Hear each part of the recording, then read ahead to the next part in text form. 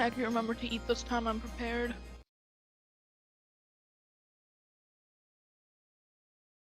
Get started. Except that I the game ahead of time. But oh, I forgot to do the thing that actually lets you be on the stream. Oh, Right now you're a I'm loading loading. screen.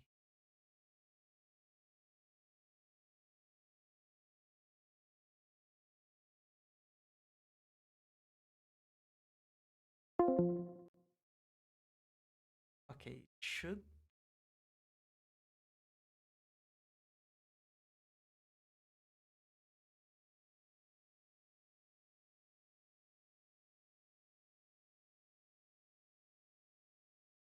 oh yeah, there we go. Okay.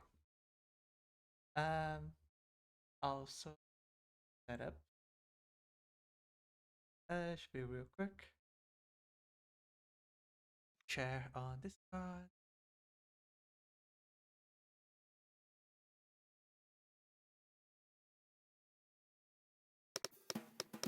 Okay. I think that's all the setup that was needed. Nice.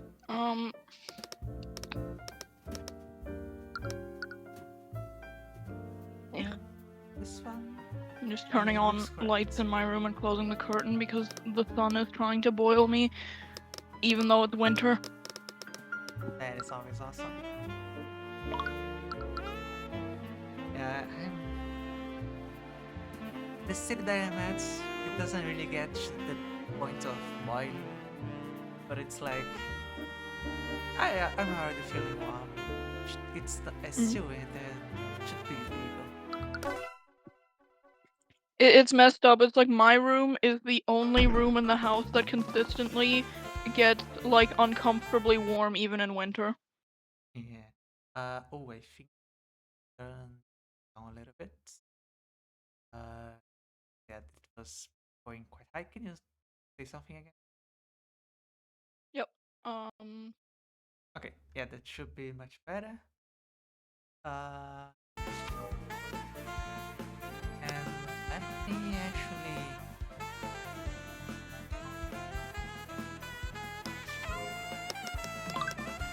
the audio down for me, and then I can turn it up a little bit on OBS. Okay, cool. So I think we can just get right back to it. We were starting our first trial as on the side of the prosecution. Yep. Should be pretty interesting. I do appreciate that because this game like assumes you're familiar with Ace Attorney, they don't waste that much time messing with the established formula. Yeah, that is pretty nice. Okay. Your Honor, the defense, the prosecution. I would like the right to cross-examine this witness.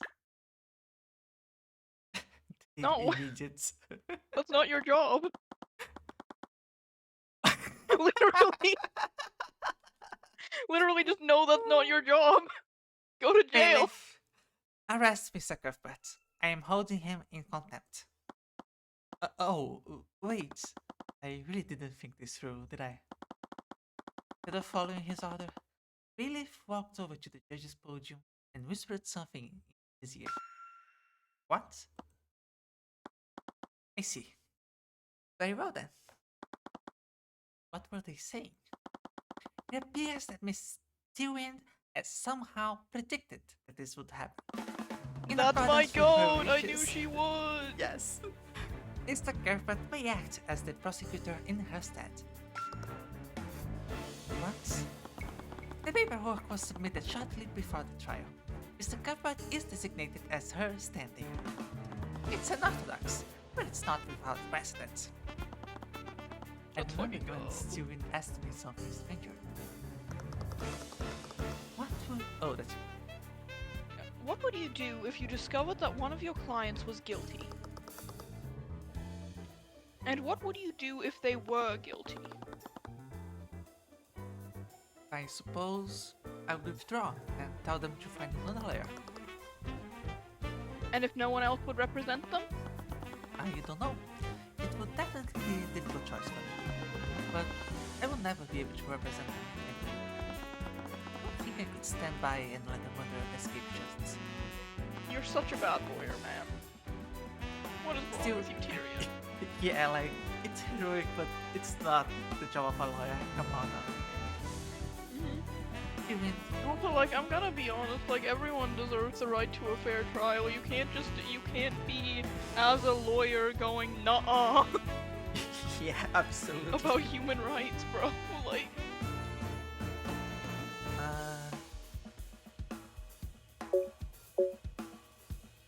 Steven, did she somehow know this was happening?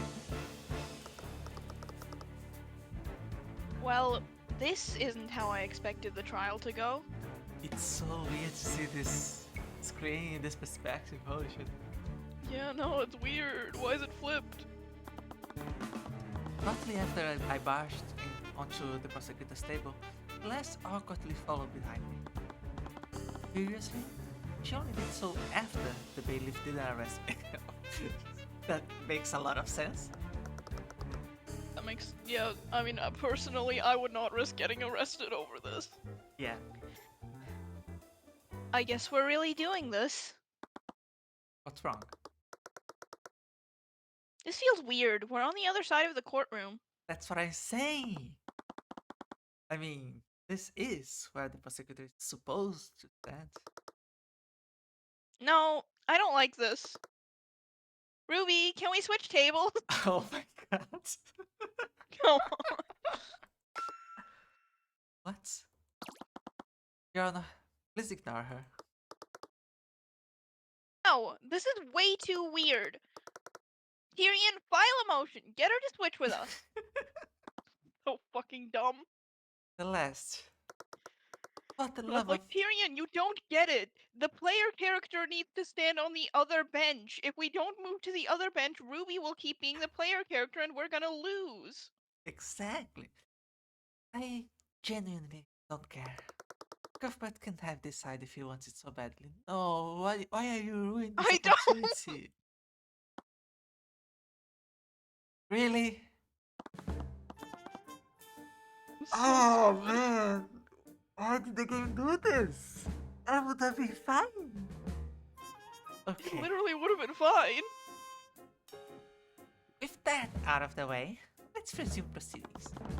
Assuming that we are all at our preferred spots. We are, Your Honor.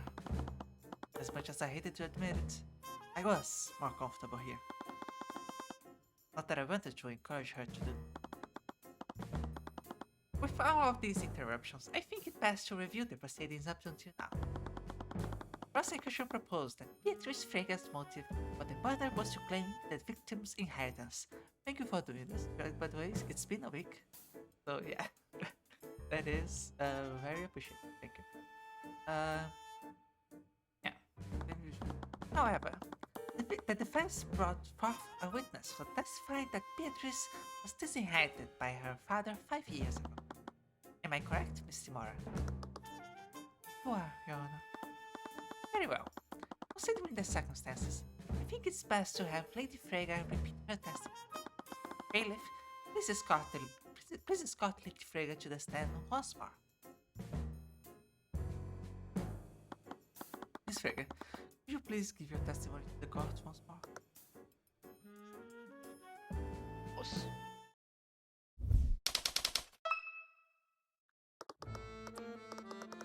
After my sister's accident, my father said that she was unfit to inherit our noble house. He declared to our family that he would be removing her from his will. It was 5 years ago, but I remember it well. One day, we all woke up and discovered that Beatrice had fled from our home. She left a note for us, and in it, she renounced her name and denounced my father. So, your father disinherited Beatrice shortly after her departure. Yes, he did. As such, Beatrice would have no motive to murder her father. Any inheritance she could have received would be long gone by the night of the... Was that really true, though?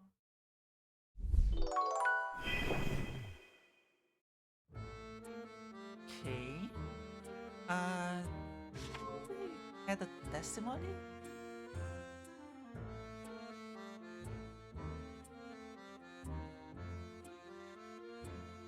That should make some apology. No, I think that's what I might be... I don't know if we can use I read her mind as evidence in court, though. Right. That's right. That's right. Yeah, I realized that right after that, yeah.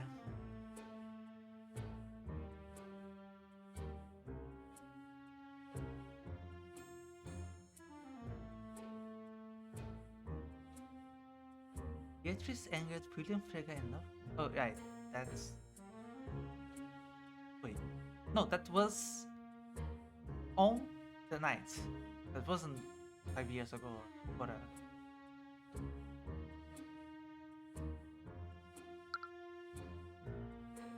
That night, yeah.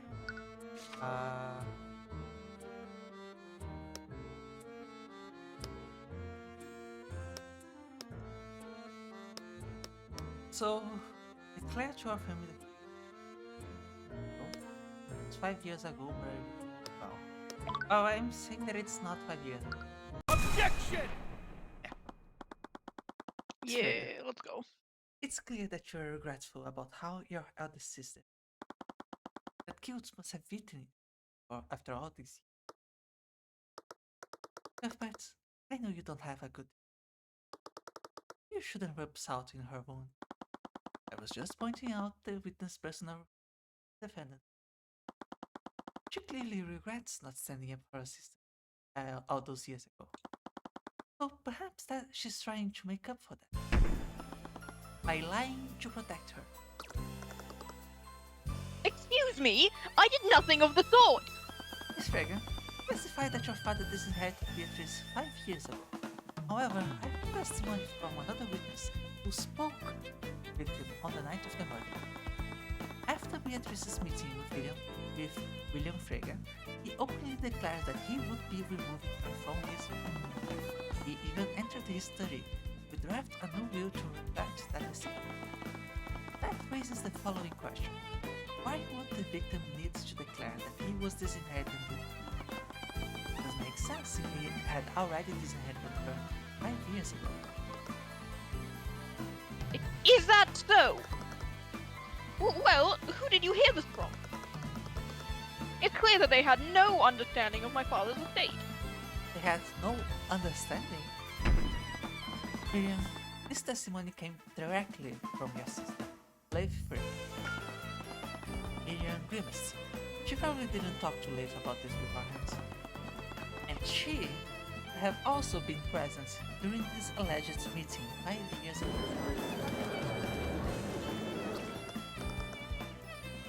Well, she must be mistaken then. Objection! Her objection is so cool. Yeah, it really is about. Your Honor, how can we trust second-hand testimony from a witness who isn't here? Wouldn't it make more sense to have Leif give her testimony directly? Yeah, that is a solid point. Why are you smug about this? I don't trust this. I'm scared. I must agree with you, Mr. Mara. Leif Frege should be allowed to clear up this misunderstanding. She looked way too confident. What was she planning? I'm not sure if it was intentional, but Miriam's testimony was clearly contradictory. Would she be lying to protect Beatrice? Or I might be betting that Leif would do the same. We do know that Leif probably would do the same, quite frankly. Yeah. Please escort Leif Frege to the stand. Which, like, to be honest, based, but also bad for us. Leif, when we spoke earlier, you mentioned that your father decided to disinherit Beatrice. And he decided this after their meeting on the night of the murder, is that correct? Yes, I did say that. You see, Leif, Cuthbert doubts the testimony given by your younger sister. He seems to think that she's committed perjury. What? I wouldn't go so far as to say.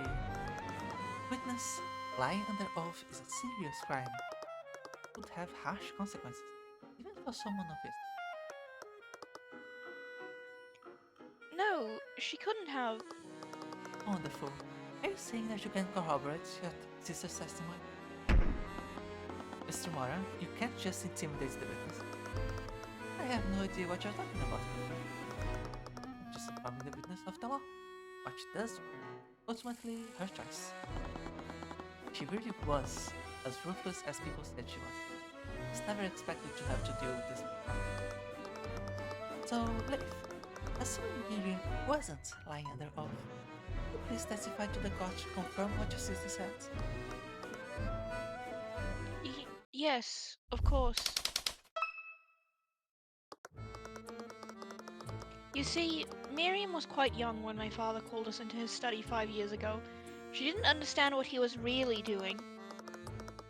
My father would often lie to us. It was one of the many ways that he kept us in line. The encounter that Miriam described was just another one of his lies. Despite the disagreements, my father would never disinherit Beatrice without a good reason. Even when she left, he always assumed that she would eventually return home. The truth is that none of us knew what my father was planning for House Rhaegar's future. What a great father, huh? He just Yep. lies to us. See, Cuthbert? Also, Hmm. it's like, yeah, okay, so Miriam wasn't lying. Doesn't change the fact that Beatrice wasn't disinherited before that night, and as such, the inheritance would be a valid motive for murder. Yeah, absolutely. I'm not sure why Ruby is happy about this. Uh, just adjust my mic there.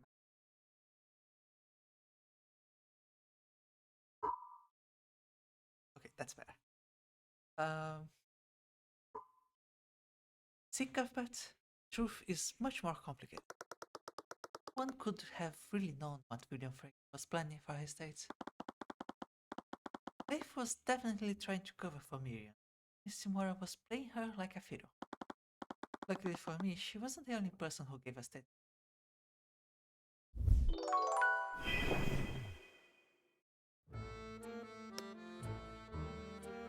Okay. Uh.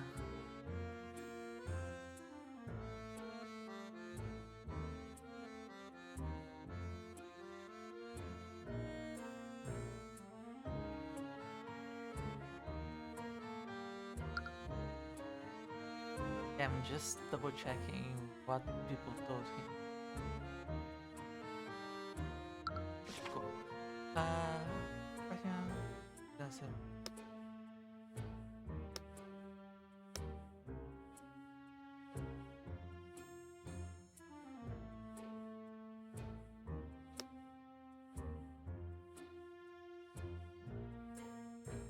Oh.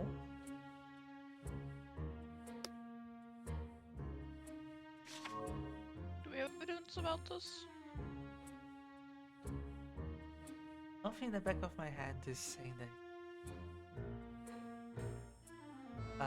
What was the whole story?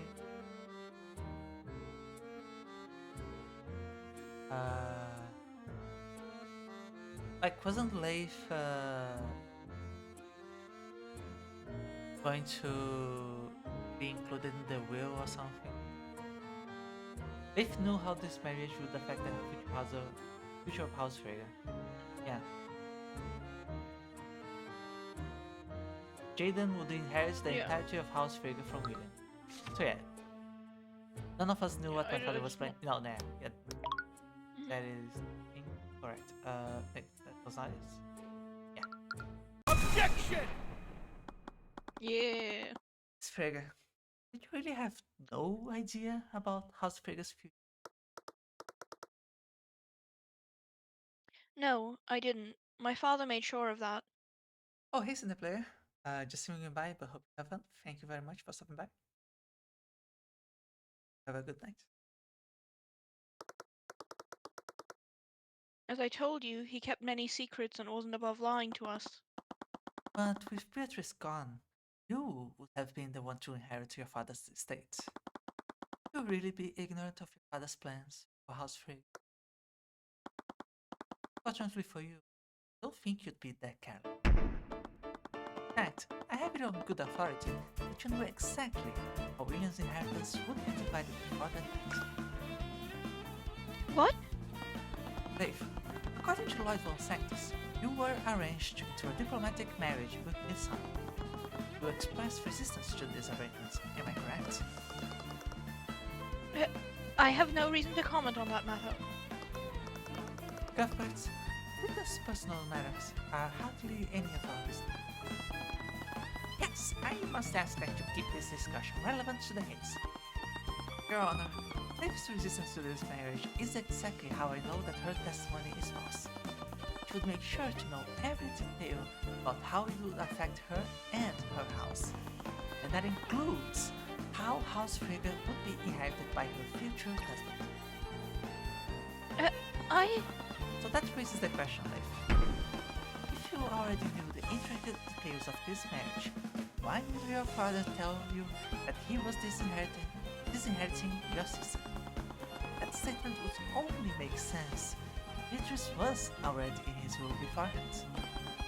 That would render William's testimony false and constitute a motive for the defense. Objection! This is an argument, Cuthbert, but it relies on one assumption. What assumption would that be, Miss? Even if he was lying, the victim declared that he was revoking Beatrice's inheritance. She must have already been named. Otherwise, there would have been no need for him to say. It wouldn't make any sense at all. And that's where your assumption is. You're assuming that William Frege was acting logically. What are you talking about? It's clear that William Frege was extremely controlling of his daughters. By your own admission, Lady Frege was resistant to the marriage arranged by her father. In addition to that, Tyrion Frege found herself wrapped in grief regarding the Ninth Wave trial a few months ago. Oh my god. First of all, hello, Yuri. Also, Cineplayer redeemed Speak This as Told.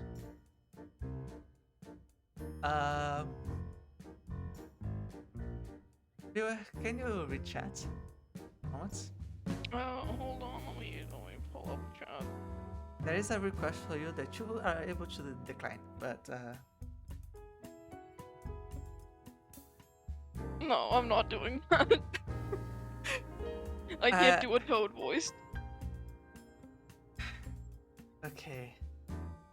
Did I have to stop at a long sentence? God damn it. Okay. Let's Finally, Prince Frege, the prodigal child, with the public spectacle of it throwing the Lord's ball. Okay. Most of that cut out on Discord. Oh my god. It might have actually cut out on OBS too. Cineplayer, you please tell me. You got cut again? Okay, yeah, I need to remove the filters. It has happened before. Believe it or not. Noise suppression, yeah.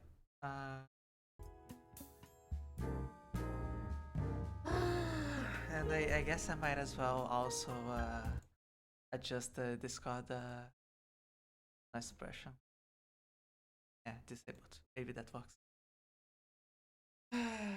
Okay. Finally, Beatrice Frege, the prodigal child, finally returned and made a public spectacle of it during the Lord's ball. It was better the first time, but yeah, that was it. Thank you, Toad, for being in the courtroom. Now I'm turning everything back on. Ruby Timora's co-counsel. Yeah. What are you trying to insinuate?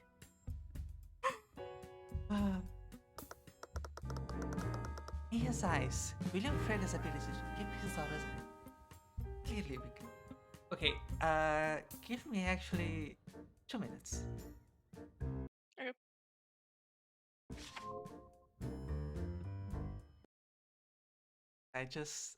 This is something that I really right now. For the moment.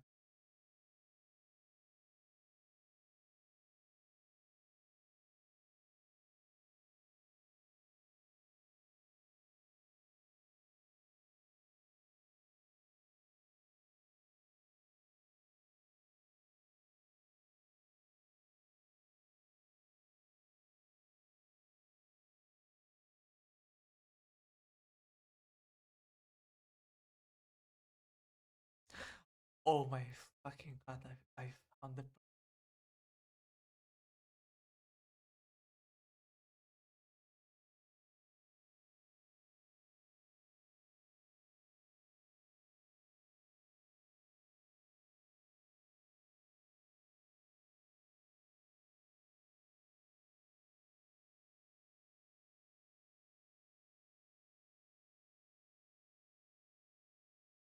why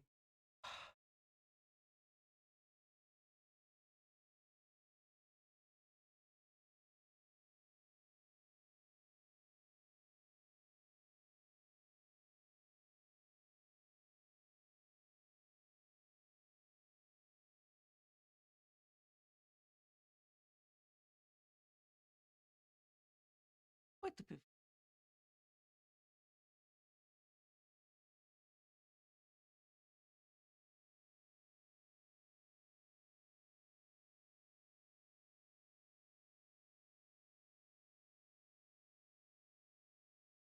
Yeah, this will have to be.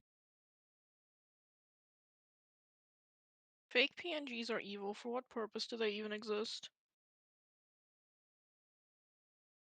Just to torment people, I think.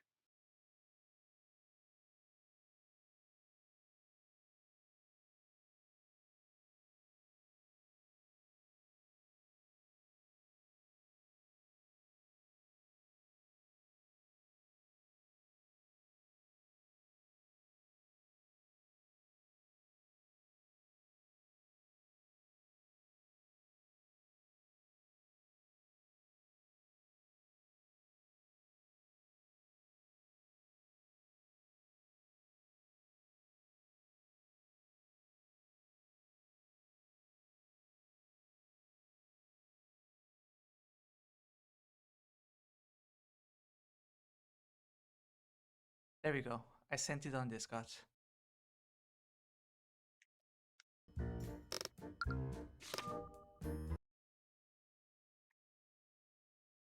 Perfect. Okay. In his eyes, William Frega's ability to keep his daughters in line was clearly wicked. He must have gotten desperate and made grand declaration and feeble attempts to scare you. Even if the declaration was clearly incomplete. But he wouldn't. Your ability to remember must be muddled by the shock of your father's death. You know what? No, I need to. No, okay, no, that would be too much. His statement couldn't have possibly been true. If by some chance it were true, that would make you keep. Or perhaps it was Miriam that was lying in her testimony. If your father's statement were true, the court might be inclined to investigate her for lying on the stand. Miss Timora, are you threatening her? As I said before, I am merely stating the law. No, you're not. Ruby is so evil. For what? You are raising the possibilities that could happen to you in a very threatening manner. I'm just asking her to consider the potential consequences of what she says next. Girl, you're a defense attorney and an ace attorney. Like, why are you so evil? Is this AA4? What do I do? Admits, she was really pressuring Leif to side with her. She was clearly conflicted though. Is there anything I could do? I could feel a sense of clarity when I looked at her. Was the Eye of Horus reacting to events? I'm sorry. I need time to think. Please don't stare at me like that, Mr. Cuthbert.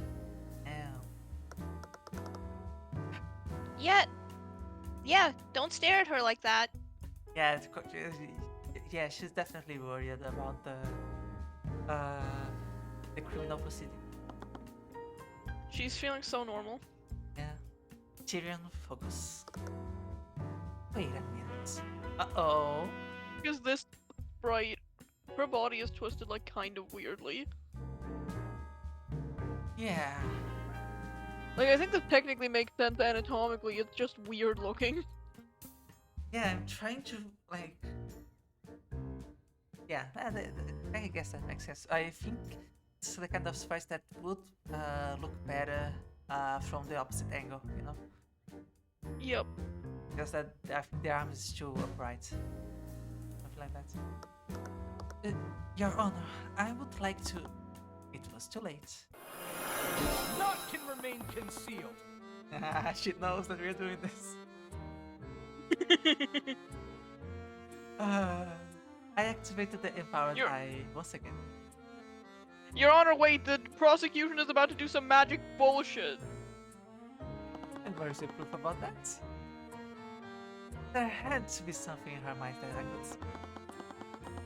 The fate of her father's inheritance was the backbone of my case. Is there anything in her mind that could definitely What was on this room? Okay. Oh. Was like it just occurred to me. Did the will actually include some of these artifacts? Huh. Oh no. Was it even of the families to begin with? I assume the artifacts are like owned by the museum, but Yeah, same. Okay. Uh,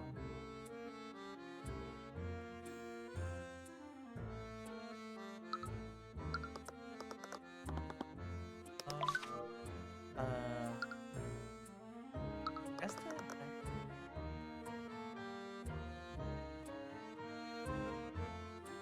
as much as I hate to admit it, this trial is a perfect opportunity to back out of my marriage to Jaden. While Sanctus's holdings are weakening by the day, I doubt he'll be able to put up much resistance. And once Beatrice inherits the estate, we might be able to rebuild our family. I was assuming that married father. Confidence must have meant certain of what was it. Oh, No. oh yeah. I thought that I had presented like I knew I tried to present this, but then I thought that I accidentally presented this. Yeah, it has the same dialogues. Yeah, okay, it does just sometimes the same pieces of evidence give the same result. I need to make sure that I tell the truth without harming Miriam or Beatrice. Beatrice couldn't have possibly done this, and I'm sure Miriam also has her reasons. They couldn't rely on me back then, but they can now. Okay, in a Getting emotional insight into her character, though.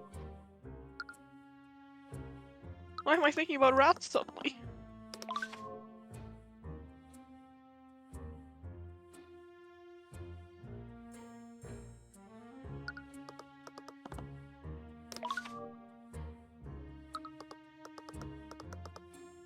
Beatrice, after all these years, she's finally returned. Can't believe that this is how things have ended up. If only I was as strong as her, I'd be able to endure this. I didn't get any leads from that.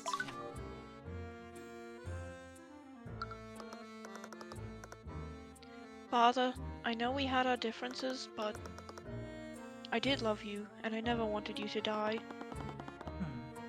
She seemed genuinely surprised and regretful about it. From our encounter earlier, I knew that Beatrice had an accomplice. Doubted that was late. They still have two more.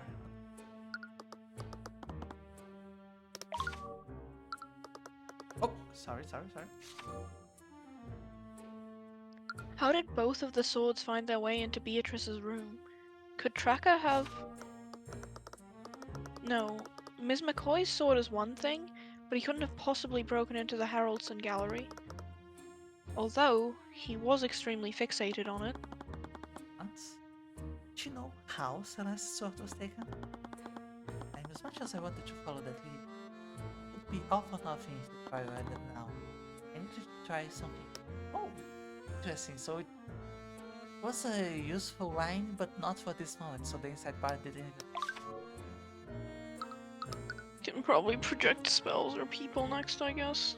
Yep.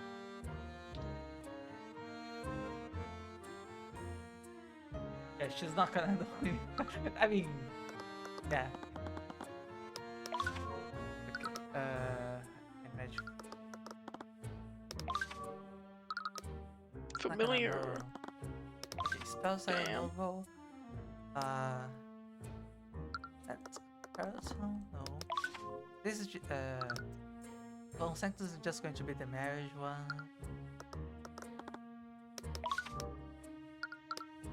Guess we can try, sure. Yeah, no. Dialogue. Nothing about yourself?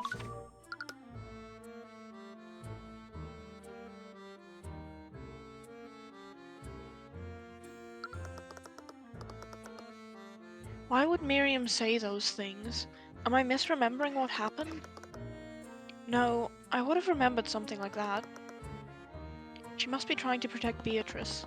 So Miriam's testimony was a conscious lie. Beatrice's inheritance wasn't revoked until the night of the murder.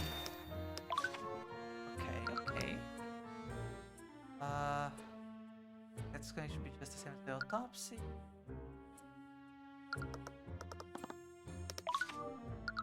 Nothing.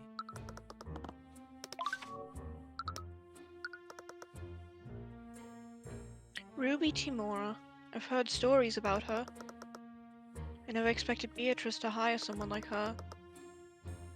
I wonder if she'll be at the will reading tomorrow. You ready? Oh, William Preggers. Oh. I believe you've had enough time for deliberation, Mr. Cuthbert. Are you able to prove the defendant's motive or not? I'm not, Your Honor. At least, not yet. It's clear we won't get anywhere until we can confirm the state of William Frega's will. And we can easily confirm that tomorrow morning. When William Frega's will is read to his family. How did you... I read your mind about it! It's like, bro. I see. Once his will is read, it will become public records. I see no harm in waiting till tomorrow morning. I have no choice but to suspend this trial until William Frega's will can be read. Objection! No. This is ludicrous. The case against my client is completely outrageous. You spent the entire court proceedings arguing if her motive even exists. The prosecution has very little evidence that physically implicates my client. Mr. Mora, clearly don't believe the defendant has anything to do with the murder. That music cut is a bit too sudden. Okay. Of course I don't. She's completely innocent. Well, if your client didn't murder the victim, did? Oh, That's right. Tyrion! Get Ace Attorney on! He Not knows- innocent until you prove someone else did it! Yeah, like this was used against him. Now it's his time to. Oh, you little. Your Honor, with no other suspects, are you in a position to pass a verdict? No, I'm not. I felt a bit guilty for using this trick against Mr. I knew Beatrice was. She'd always taught me to use any ploy I could to win. Mr. Cuthbert is correct. The court does not have enough information to.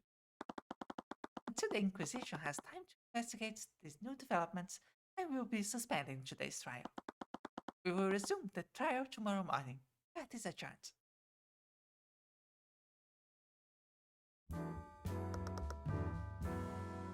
She's pissed. Come on! Next family dinner is going to be awkward as hell. Yeah. You better avoid Ruby the second she steps onto this courtroom. Ooh, English fight, let's I'm go. so- Yeah. I'm sorry, there's no way Celeste's first fucking line out of here is a fucking that just happened. Why is she a millennial? Right. Well, that happened. Sorry, I kind of acted without thinking. But the weirdest part is that Steelwind somehow knew you would do that. Right. That is strange. She seriously predict what I'll do out of that one conversation. Yep. Considering how things turned out, it was right on the mark. That was She's simply still the goat. Yeah, that was still a gigantic gamble on her part. I mean, she just had to talk to the bailiff about that, and if it happened, it happened. If it didn't, nobody would know about it probably. I'm not sure how much of a gamble it really was, except for the fact Yeah. that she's incapacitated. Yeah. Anyways, we have some time to ourselves. I'd really like to catch up on something. Yeah, today's been exhausting for a lot of reasons. My work had only started. I had no idea who Beatrice's accomplice was. New reading was just an opportunity to buy someone. But the question remains. Really, what does Vega?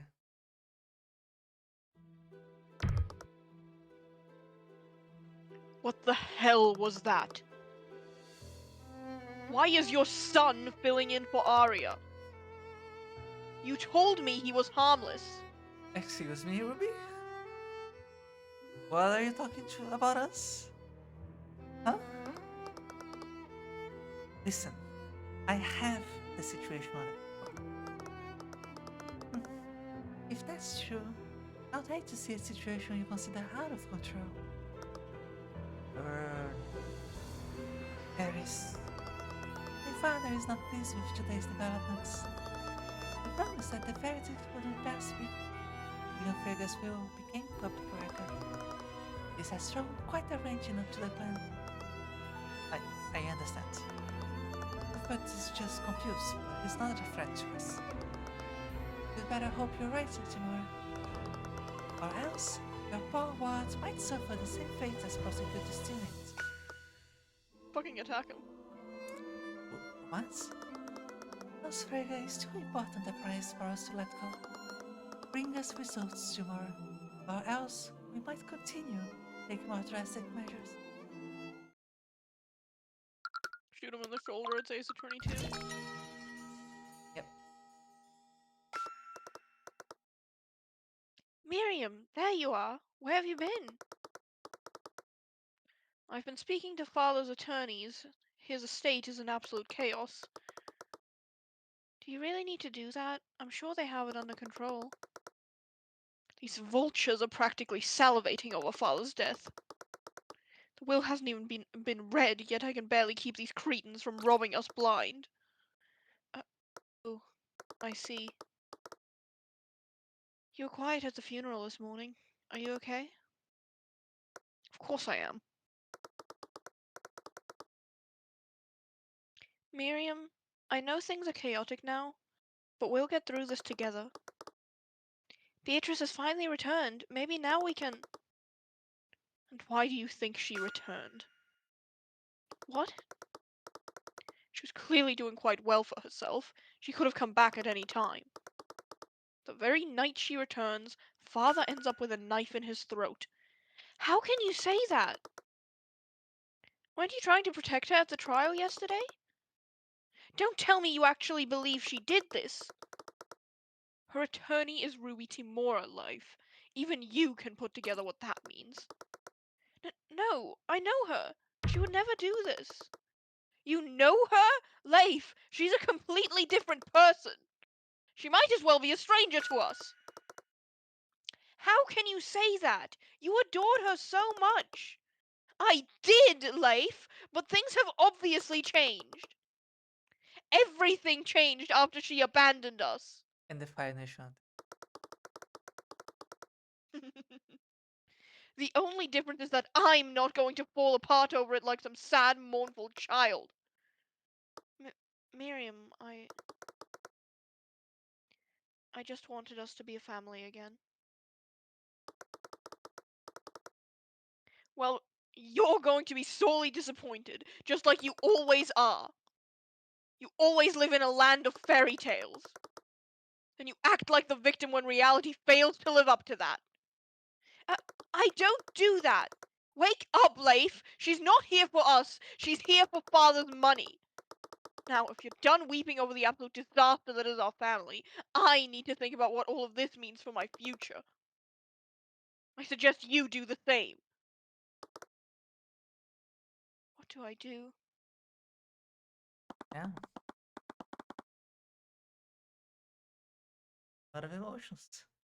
For the first Damn. time since the Lord's Ball, I was finally able to get some. Woke up this morning refreshed, but also a little anxious about the results of the week. We arrived back at Triggerminer.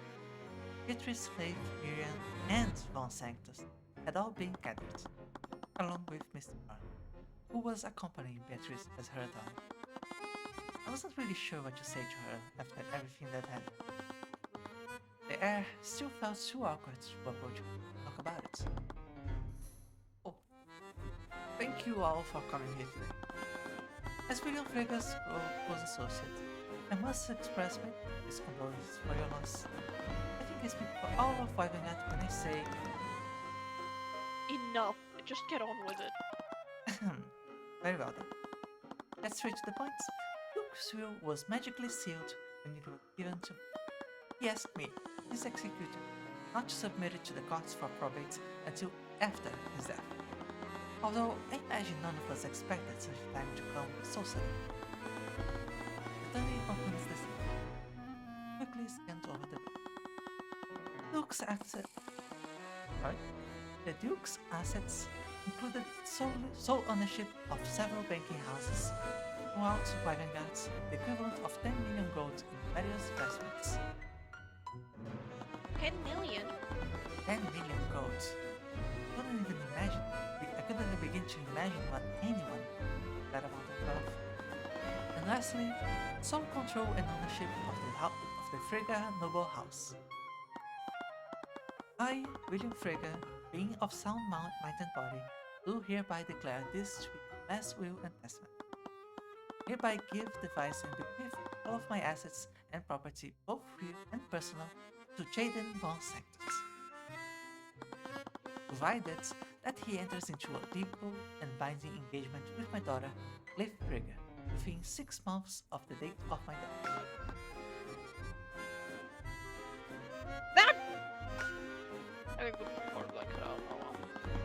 William must have added that addendum to prevent von Sanctus from trying to steal his empire. That legal and binding engagement was predicated on Leif accepting it. She clearly didn't want to go. So if she simply waited 6 months, von Sanctus wouldn't have any claim to the estate.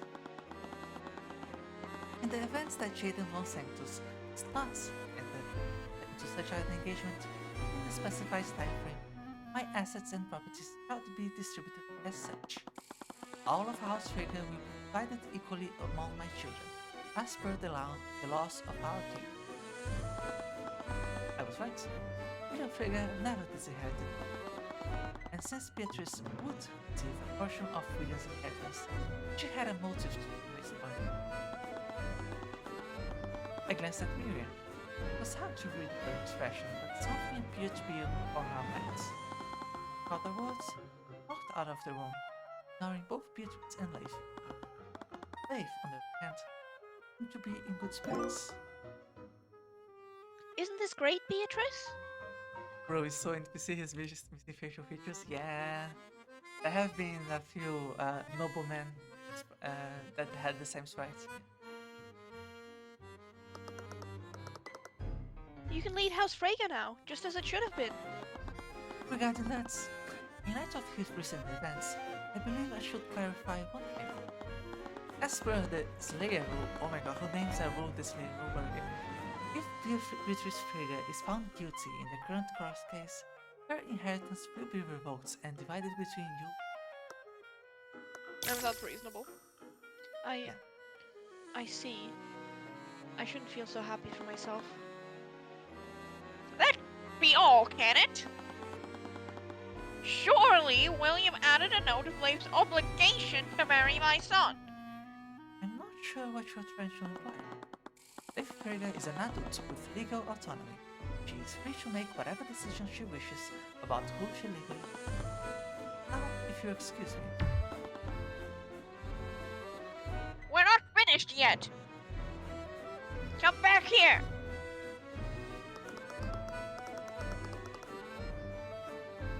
I'd love to catch up with you, Leif, but I was only allowed out of my cell to attend the reading. I noticed an Inquisition knight outside the door. Seemed to be watching me. But don't worry, I'm sure once this misunderstanding is resolved, we can talk all we want about our family's future. Of course! A group of knights led Beatrice out of the manor, and Leif followed after them. Leaving To be Celeste- honest, I do not want Beatrice to be found guilty. leaving Celeste and me alone with. Like, the problem here is I don't trust Ruby, but also, I think Beatrice should simply get away with it. I suppose. Yeah. But also I just like Beatrice. Yeah, but do do you like Beatrice more then you want like the plans of Ares and Co. fail? Well, I don't know what their plans are, is the thing. Yeah, I'd have to know what their plans are first before I make any decisions. fair enough. Oh, considering the means, lean to go against them, but yeah, fair enough. Yeah, no, Um, they're. It's probably nothing good, but you know, as long yeah, as I don't know that, I can just like ignore it. that makes complete sense. What happens? Look, I'm not angry, but oh, it was an extremely unforeseen. Tyrion clearly put you on. You felt pressure to do something. Made the right decision. I'm not gonna say that Arya put us on the spot since she didn't tell us anything. Like, Yeah, no, like she, she didn't actually do anything except collapse. yeah, and predict that we were going to do something. But she didn't even tell Yep, us to do anything. But anyway, yep. I'm sure the court will understand if we withdraw. But, come on now. What? Cuthbert, you're not a prosecutor. You know that, right? Didn't you become an attorney to defend executed mages? But Beatrice is guilty. I saw that. I saw it. I'm not going to argue about this again. We are going to withdraw. Not up for discussion. Nuh-uh. Hmm. Yeah, but have you You can't tell considered me that? what to do. I'm 20 years old. I'm legally an adult. Like, I always regarded and respected Vestia. She never steered me wrong before. Maybe she was right. Maybe she knows more about what's going on than I did. And she was still my mentor. I wanted to believe that. I really did. Deep down, I knew that this was wrong. Miss Simora may believe in Beatrice's innocence. I don't think she does. But I couldn't just abandon this case and let her escape justice. My hands were trembling. Why was I so scared right now? I felt Celeste gently hold my shaking. It was warm and comforting. It was the same sensation that I felt back then. Breath. I'm not going to do that. What? hell yeah. I'm not going to withdraw. If you believe in Beatrice's innocence, truly believe you're on the right side. Prove it by beating me. That was the shortest music that I've ever seen. Yep. Fine, do whatever you want. But you're only It going to make. honestly also didn't. Hmm. It honestly also didn't feel like the appropriate music for the emotions either. Kinda, yeah, I can maybe see what they could be going with that. Yeah. But you're only going to make everything more difficult for everyone. Tyrion? As soon as Miss Mora stepped out of the room, my body dropped to the floor. Whatever bravery I felt before was replaced with an extreme amount of it. Scared a lot. That's the first time I've ever spoken like that. But you still did it. You stood your ground. Figuratively, I mean, right now you're kind of just sitting on the floor. Yeah, I need to take a moment. Can we go back to the ballroom? Hey, so I didn't want to interrupt whatever that was. Just follow us to the ballroom, Orem. We all returned to the ballroom. You okay? Yeah, just needed a moment. Closed my eyes and took a deep breath. I still had a job to do. We were reading bought us a few more hours to investigate further. We should take advantage of the information we can find. So, where should we start first? Oh yeah, like he's walking under us, right? Yeah, because we're the prosecutor. That's so strange. Right. I was the prosecutor. That technically made me his boss for the time being. Go, Orem's our guy. I was just going to say, like, imagine if Phoenix was like bossing Gumshoe around, but he is always doing that, so that doesn't make any sense. Well, the difference is that Gumshoe like doesn't actually want to listen to him. This is weird, right? Yep. Awkwardness aside, I've never really had led the task force before. What would Steven normally do in this situation? Well, should normally ask us have us investigate areas of interest. Right, the context of the investigation should change after what we see. What we are lacking right now is physical evidence. During the Inquisition searched the gallery, Beatrice's home. Maybe you can find evidence of how the sword of spell-eating fallen. Whatever you say, boss. That covers the Inquisition, but what are we going to do? Duke's inheritance plays a large role in the case. What? Okay, again? What with the sudden judgment? Okay. Even if it's not valid, we should take a look at the modified will drafting. Might give us some insight about what he really planning to do with inheritance. And then right back to the same music? Yeah, I feel like that probably wasn't supposed to cut out. Yeah. Okay. Yeah, let's just move around. Come on, where is it? As we entered William Frega's study, we spotted a small figure rifling drawers of his desk. Why isn't it here? Where else would he put it?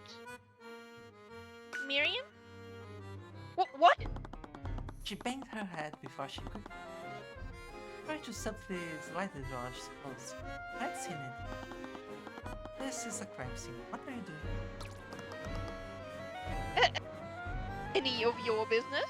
Well, actually, considering that I'm the prosecutor, it's very much my business. I glanced at the night station outside the room. They should have stopped her from entering, but they were probably intimidated by her status. However, this could be a blessing in disguise. She was clearly something. I had a feeling that I knew what it was. Well, might as well. Imperial Arcanum. Here's the Nope. change. What could be so important that you disturb an active person? It's none of your concern. I'm merely trying to find something that belongs to me. Really? Because I have a feeling that we might be looking for the same. You're looking for the will that your father was drafting, aren't you? That... Were you trying to destroy it before we could get to it? No! Of course not! I just needed to see it for myself. Did she really do this? Why are you so determined to see the drafted will? I just wanted to see what my father's final wishes were. But your father already had a will filed previously. Wouldn't that be enough? You also suspected something, don't you? Of course not! Beatrice would never do something like this. Miss Trigger, I never even mentioned it. I know we are not on best terms, but please understand that we are just trying to get to the... Don't think your sister did this, but she may have been involved. She may have worked with someone else to orchestrate her father's death. Unlike Clive, she didn't. So, the modified will reads to me like, okay, Will Smith did plastic surgery. What happened there? Where is the will? Here, I need to see it. I don't know. I haven't been able to find it.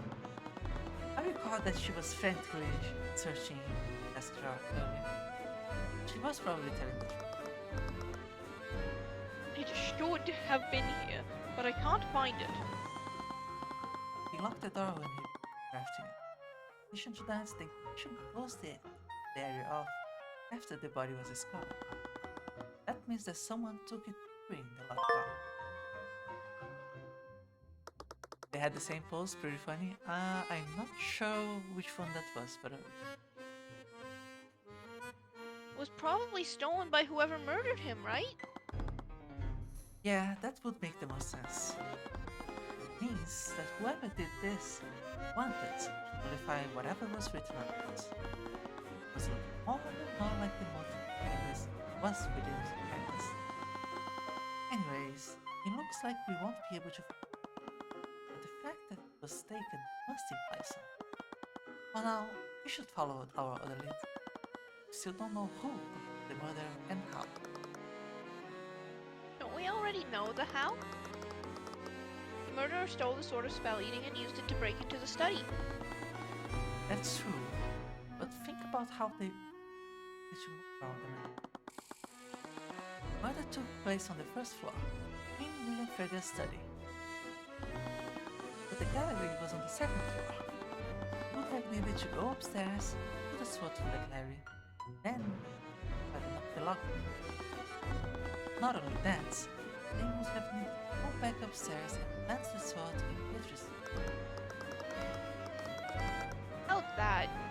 If someone conspired with Beatrice to do this, why would they plant the sword in her room? That's a good point. Maybe they had a falling out. Her partners might have tried to betray her by bringing the blame on. If that was true, why wouldn't she just sell them out and make a deal with Steelwind? Would be because of the Slayer rule. Slayer rule? I remember the guy at the will reading also mentioned that. What does that mean? It was a law passed by the Crown centuries ago. If someone is involved in another person's death, even accidentally, they will not be allowed to inherit the deceased's property. So even if Beatrice wasn't directly responsible, she would lose her cut of the inheritance if she took a plea. More importantly, it doesn't sound like Miriam, which is either. That was true. What else could she cause? Miriam, it almost sounds like you expect Beatrice as well. Am I incorrect? I don't know what to think anymore. Why else would she threaten me? Oh. Wait, she was threatened?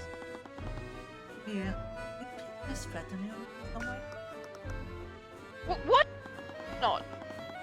Your testimony yesterday was quite convenient for the defense. It almost got the whole case thrown out.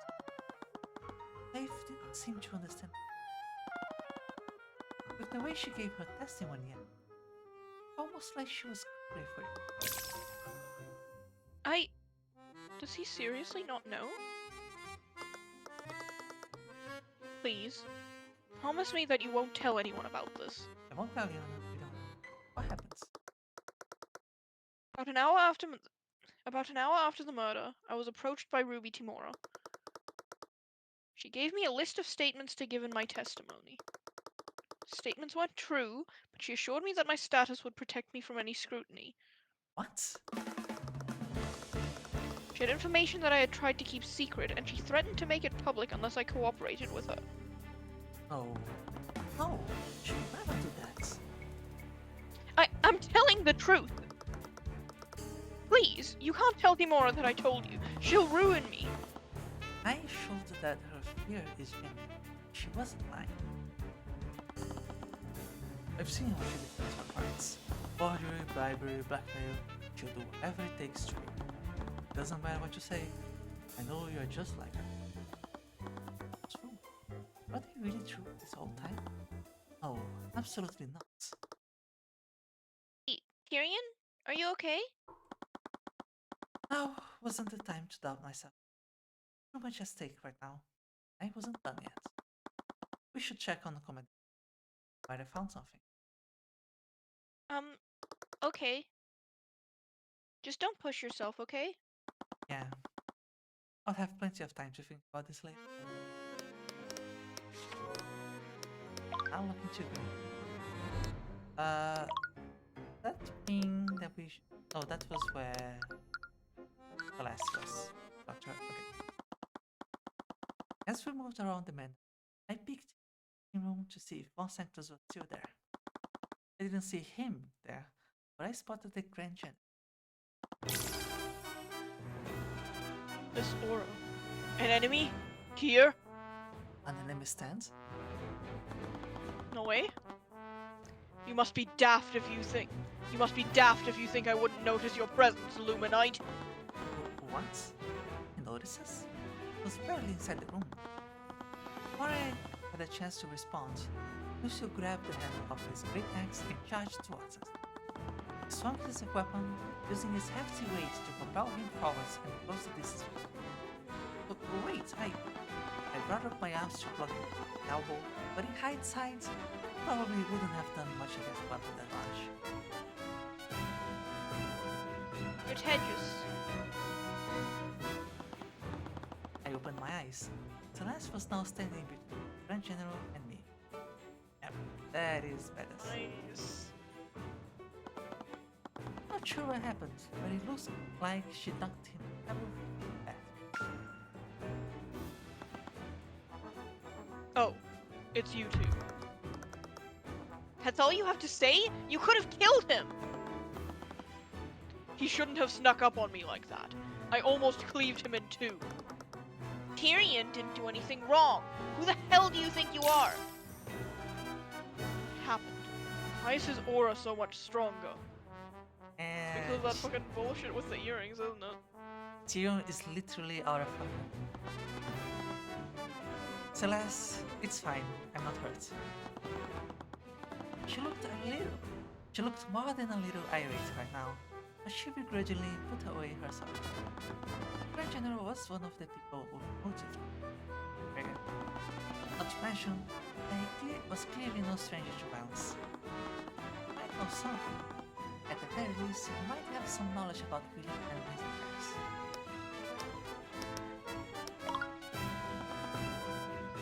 Looks could kill.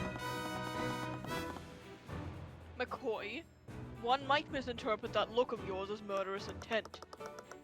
Aw, guess you do have some battle instincts after all. I honestly wasn't sure since you so obviously have a silver spoon stuck up your... Celeste. Such lack of respect and discipline. If you were one of my soldiers, I'd have you hung. Hanged. Pretty sure it's hanged in this case. Yeah. One of your soldiers, I'd hang myself.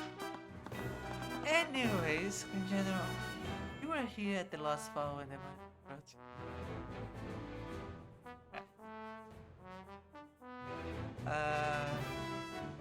Yeah, this guy has a kill first, talk later thing going on. Yeah. I was. Do you mind if I ask you some questions about what you saw that night? If that's okay with you. You don't need to be scared of this guy, Tyrion. That was easy for her to say. I suppose I must oblige, considering that my daughter has so unceremoniously thrust her responsibilities onto you. I'm sorry about what happened to your daughter. I'm sure that she'll be very well. It's her own fault for exerting herself despite her injuries. There's a clear line between bravery and foolishness. How can you say that? Your daughter did everything she could to see justice done. By prosecuting the heiress of House Frege, she had very little evidence to substantiate a conviction. If she wanted to strike a blow to a rival house, she should have made sure that her first attack would be her last.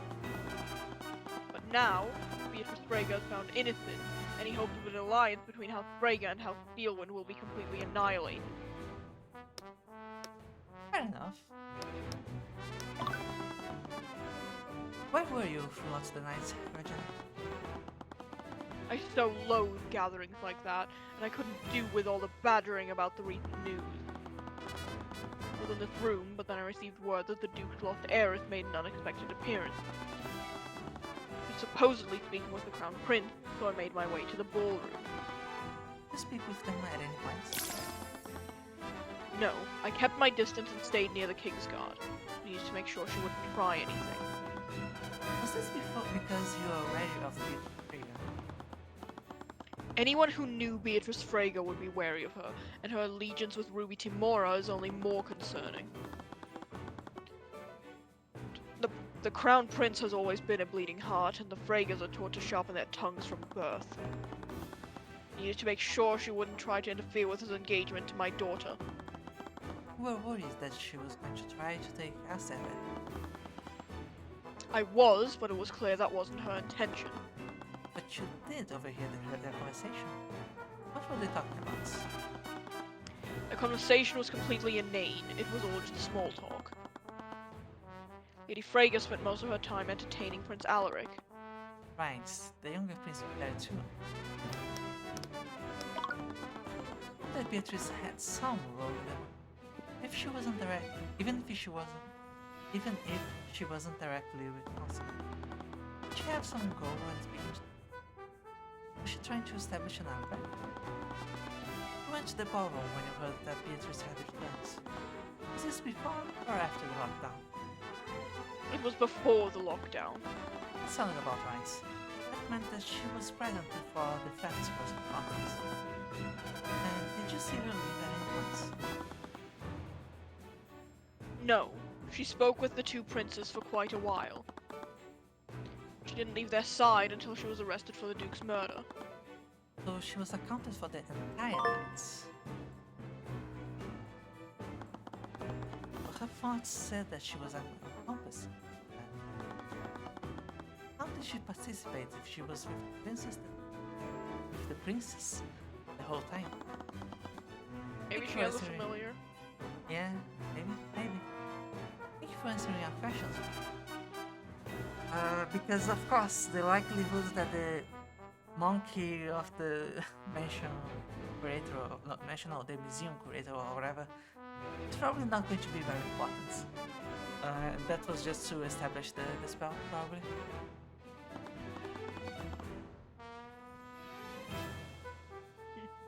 I'm merely repaying my daughter's debt to you. He had been surprisingly cooperative. That didn't leave any suspicion of her innocence. Or did you find more evidence if I wanted to? Anyways, he says I'm English too much. We should probably move somewhere else. Let's go, Celeste. McCoy, What? your spell casting is undisciplined, but your battle stance and reflexes are commendable. You have my respect as a warrior. As if that means anything coming from you. Fair enough to say, but take the compliments. Yeah, to me, it would mean something to me, quite frankly. What an undisciplined and defiant brat.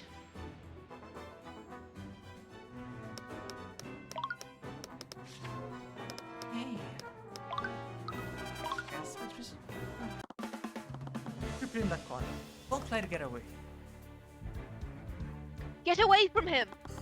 As we entered, Beatrice saw the Inquisition cornering something in Beatrice's familiar.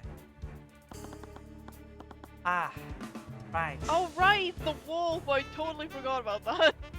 Same. It was some sort of wolf. Some sort of animal. A wolf, to be exact. Wait, With scarily That's- human eyes still. I remember spotting that same wolf on the night of the boss ball. Let me check something.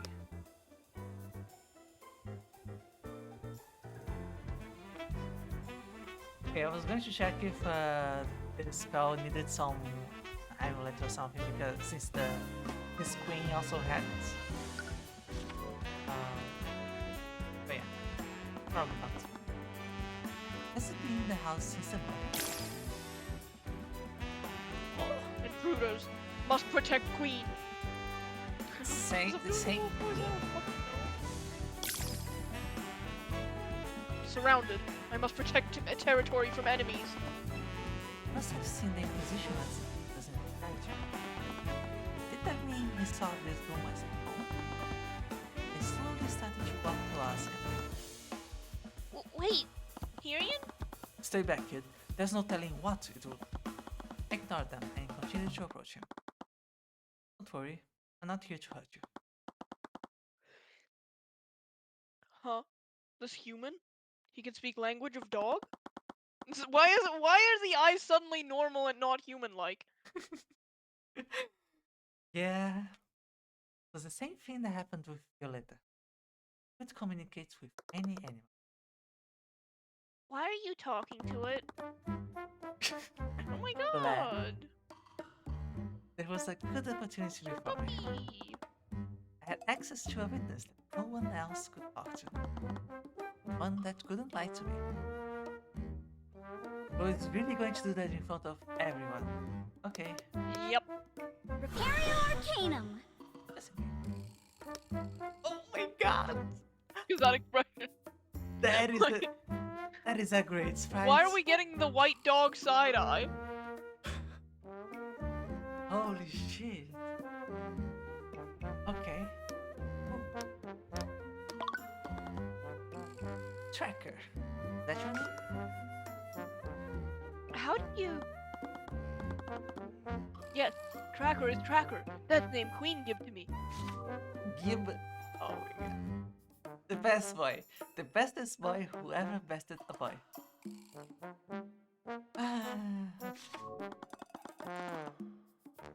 Tracker gestured to us slave and mentioned queen.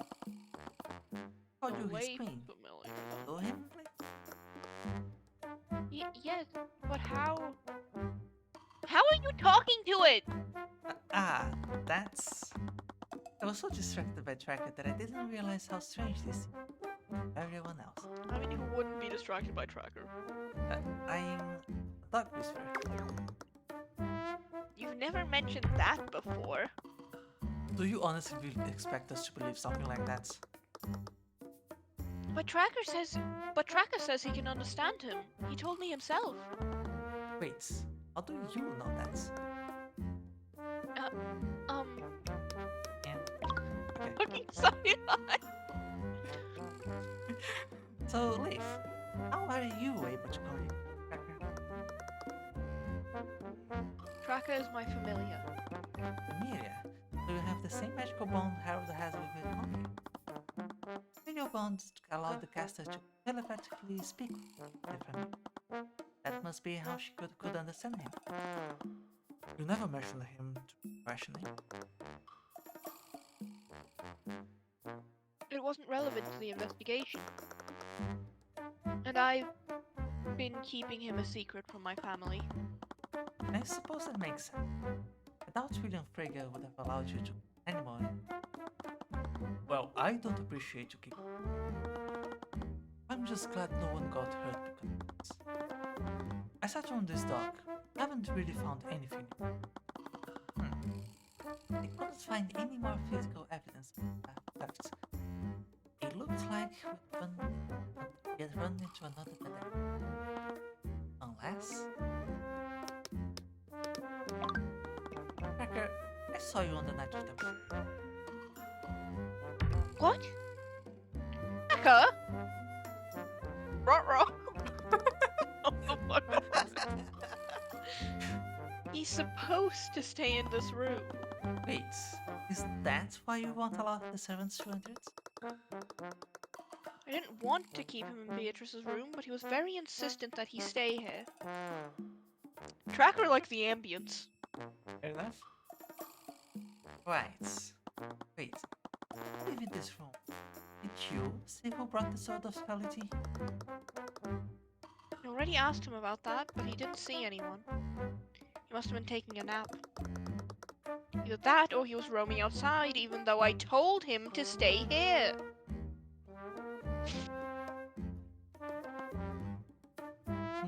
Right, it's just really funny to me. Tracker see a lot of other things, though. Tracker see many new people that night. Right. He was roaming them and last fall. Must have seen a lot of them. Wait. Who's walking around? You see something that the other witnesses didn't? Can you tell us what you saw on the night of the murder, Tracker? Tracker see rat people. This might have been more difficult than expected. I need you to be more specific. Can you go in order? Tell me about everyone that you saw that night. Okay. Tracker was taking nap in room, but Tracker woke up from loud sounds outside. Tracker hears small things running in the walls. Running the walls. Tracker called Queen, but she didn't answer, so Tracker decided to check sound alone. Tracker follows sound outside. That's when Tracker smelled a bad smell. Bad smell. That's when Tracker smelled flying rat. Smell the flying rats? Did you mean like a pigeon? Tracker could smell where rat was, so Tracker bork at him and bite. He tastes bad. Tracker must have scared Rat, because he fell onto the floor and dropped his stick. Huh. The monkey? Maybe? Does the monkey have a stick?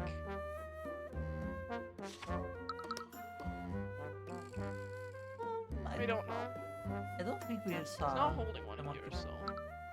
And he had like that sprite of the monkey looking at the thing. The rat had a stick? Tracker could see them now, so Tracker did one final bork to scare them off. The rats were scared and went back into the walls. Went into the walls. That's when Tracker picked up the stick Rat dropped. Queen finally answered Tracker. She told him to go back to his room and hide. Was the stick Celeste's sword? Yeah, I guess.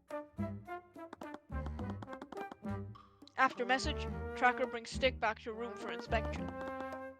Do you remember what time this encounter happened? Bro, are you really expecting the dog to tell the time? What is time? What is time? Oh my god. It's a dog! What did he say, Tyrion? Did he see anything? Oh, he definitely saw something. Okay, let's try to take a moment to work through this. Tracker is an animal. Despite being able to speak with him, use of words is very primitive. You should carefully examine it. First thing he heard was small things running in the vault. You recall that someone else something similar that night. Are you talking to Tyrion? Himself?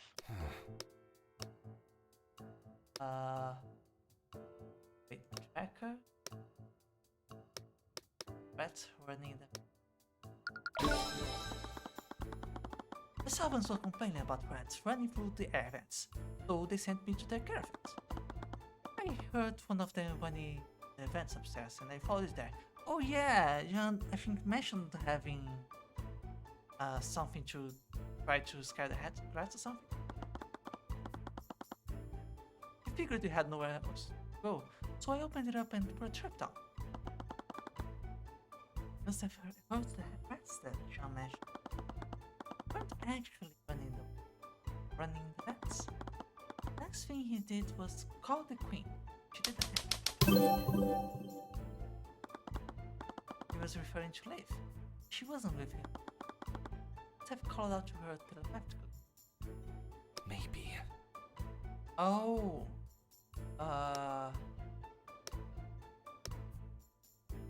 Yeah? Maybe? Oh. Yeah? Huh? If? Okay, yeah, didn't. Maybe put Leif was nullified? The familiar bonds. Oh, there we go. If didn't respond because she never got Tracker's message. But the telepathic capabilities granted by familiar bonds were disabled by the anti-magic, which meant this encounter happened during the lockdown. That covered the first two statements. Wasn't really sure what to make of the flying rat we saw. Tracker, you refer to the rat as flying. Because rats don't usually jump and fly. Yes, I got that. Is it possible that what you saw wasn't really rats? Rats are rats. They're small things that run and hide. So rat is a general term. Uses it to refer to small animals that are acting society. Anyways, with everything I knew, the statement did make sense. And that the queen finally answered him. And this happened after he picked up the stick. Was the shouldn't stick have... the sort of the fucking Yeah, nullification magic then? The spell Yeah. breaking? Yeah, oh my it's gotta god. be. That shouldn't have been possible to stick. What if? The That's stick what that I'm William saying. drafted was actually a forgery. So true. Tracker, about the stick that you found. Why did you put it after you back to the Tracker hides stick in safe space, under the bed. And this stick, did it look like the sword that my friend is carrying? What? Hey, your friend stole my other stick. Wait, your other stick? Yeah, Tracker found it while he was hiding from the metal man. Metal Man. The knights, I guess. Is he referring to the king's bat? He must have left the bedroom they were searching for those flowers. Wait, are you the one who stole Celeste's sword? Tracker! Did Tracker do a bad? It's Fucking as I right, suspect. man. He's so goofy. Tracker was the one who brought the sword of spelluty. What?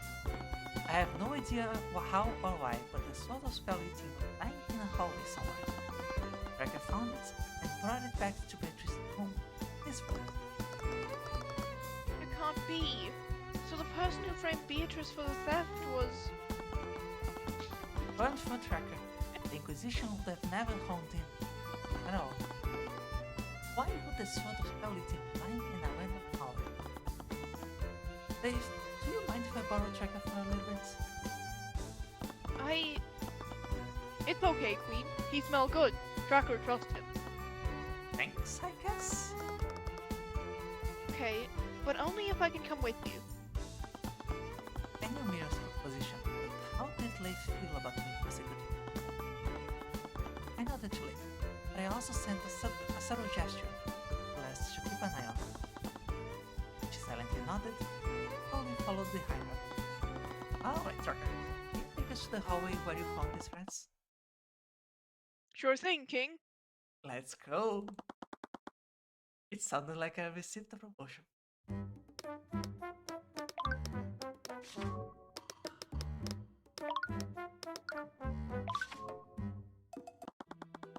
I allowed Striker to lead the location where he found this quality. Surprisingly, it was fairly close to it. He apparently didn't travel very far before he met those rats he met. As we continued towards our destination, Striker suddenly became very tense. I do see the vents is open. Striker? What's wrong?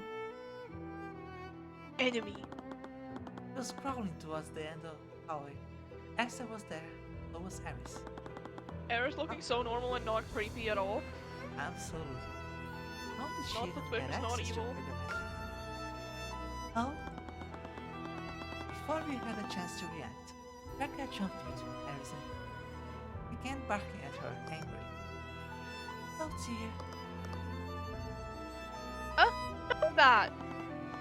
Leif tried to calm Tracker down, but he was undeterred. Oh, gotta go, have fun guys. Sorry for being 6 minutes late for that message. Thank you for stopping by for over here. Have a good night, good day, I guess in the rest of the day. He continued to bark at Aris, like taking all of Leif's strength, holding him back. Esther, My apologies, Mr. Cuthbert. I am deathly afraid of dogs. I understand why you're... Okay, we'll do it. I have to go. Before I could get a word in, Esther quickly excused herself and went down the hallway. Why do I keep, choosing to voice the animals? It keeps ending up with me meowing and barking on stream.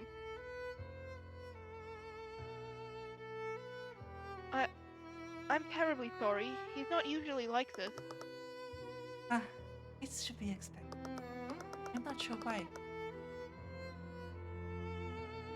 I'm not sure what that said. I'm very curious to actually What did check she the say? files. Let me do a little cheating. Uh, okay. Uh, Actually, let me do the use the. It's usually much faster than actually checking the VOD.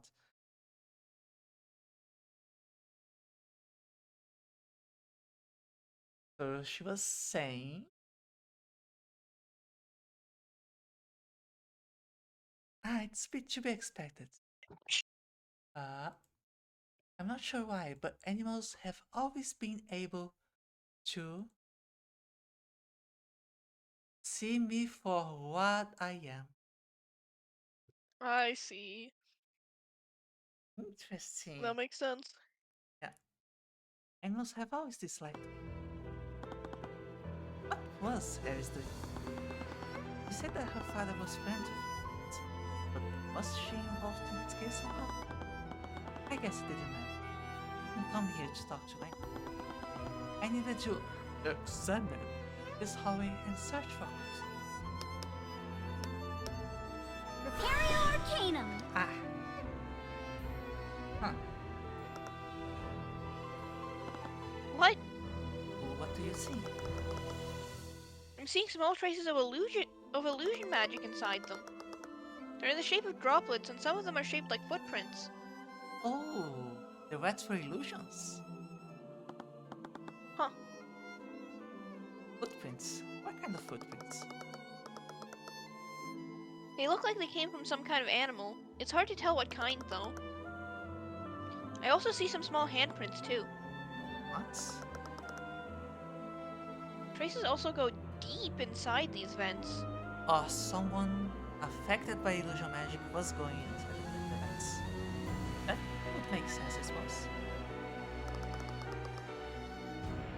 Same for the vent. It's the same for the vents on the other side, too. Hey, there's an air vent over here. Looks like it goes from to the ground floor. Huh? What do you mean goes from Mm. Is this where that rat escaped to, Cracker? That's where the jumping rat went. I thought you said it was a flying rat. Tracker see that, too. It would probably be better to just move on. Anyways, where did this rat come from? Rat come out the other wall. You mean the vent on the opposite sides? Yes, Tracker saw flying rat escape that way. What was this rat's transport? Why would there be traces of illusion magic behind them? What spell could possibly lead those traces? As I told you so many months ago, illusions one of two things. They can create freestanding illusions, or they can disguise an creature. Spells only leave traces on the objects they are cast on, and the illusion wouldn't have left traces. The disguise must have been incisive at some point. These small red droplets have to be most likely from a creature affected by an illusion. But these vents are tiny. No one would be able to fit inside them.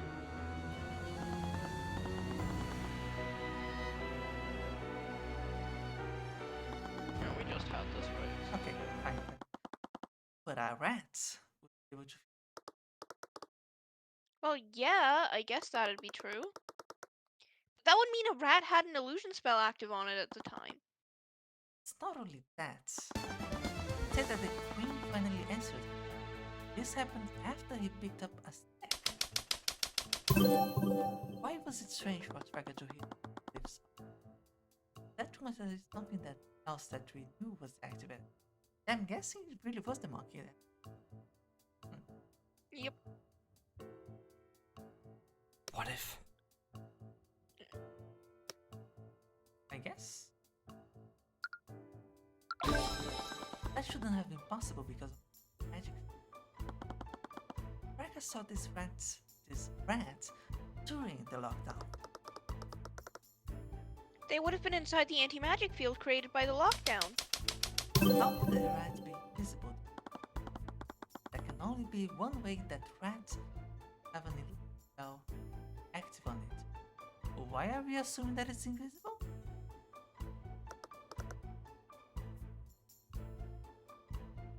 I guess because it's an illusion spell, but Yeah. it can do other things. Wait, you can't mean... Maybe.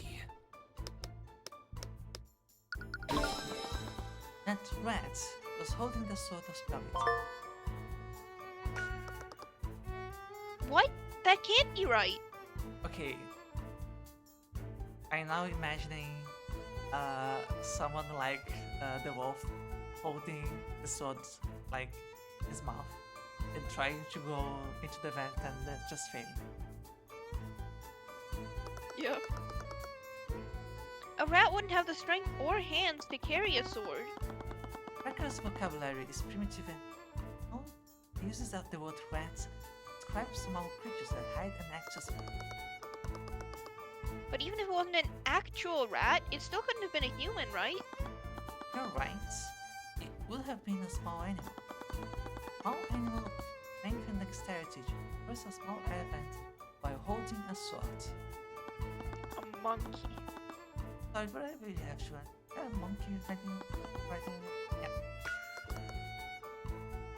No, are you serious?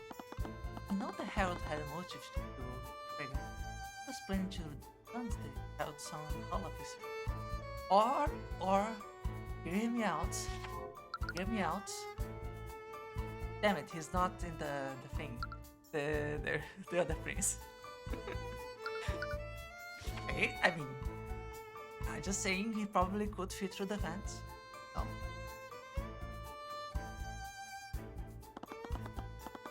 Yep. They had an argument at night, and that's when William Frege decided that he was going to defend Harold's business. He must have struck a deal with him.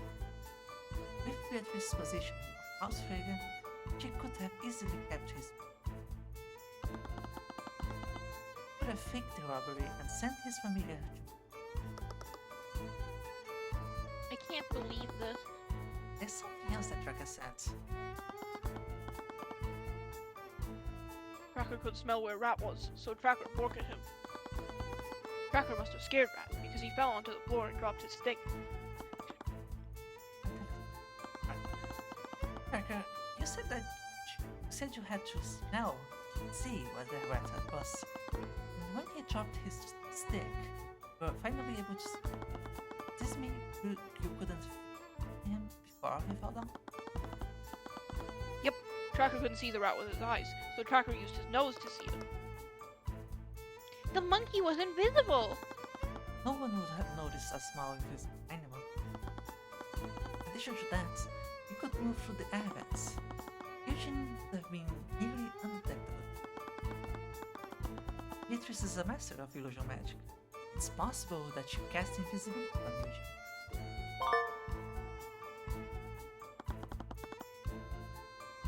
Then there's the position of the air vents. Wait, hold on.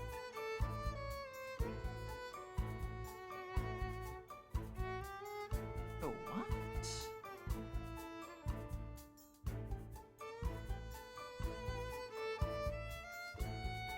There's like I just have this alert for deals remotely related to Nintendo. And there's this like balancing toy that really cheap. Whatever. Sorry. We are currently in the hallway just north of Pit. And this air vent connects to the ground floor. We align the two floor maps together. This vent must lead to the storage room. Right, the air vent there curved upwards. This must be where it ends.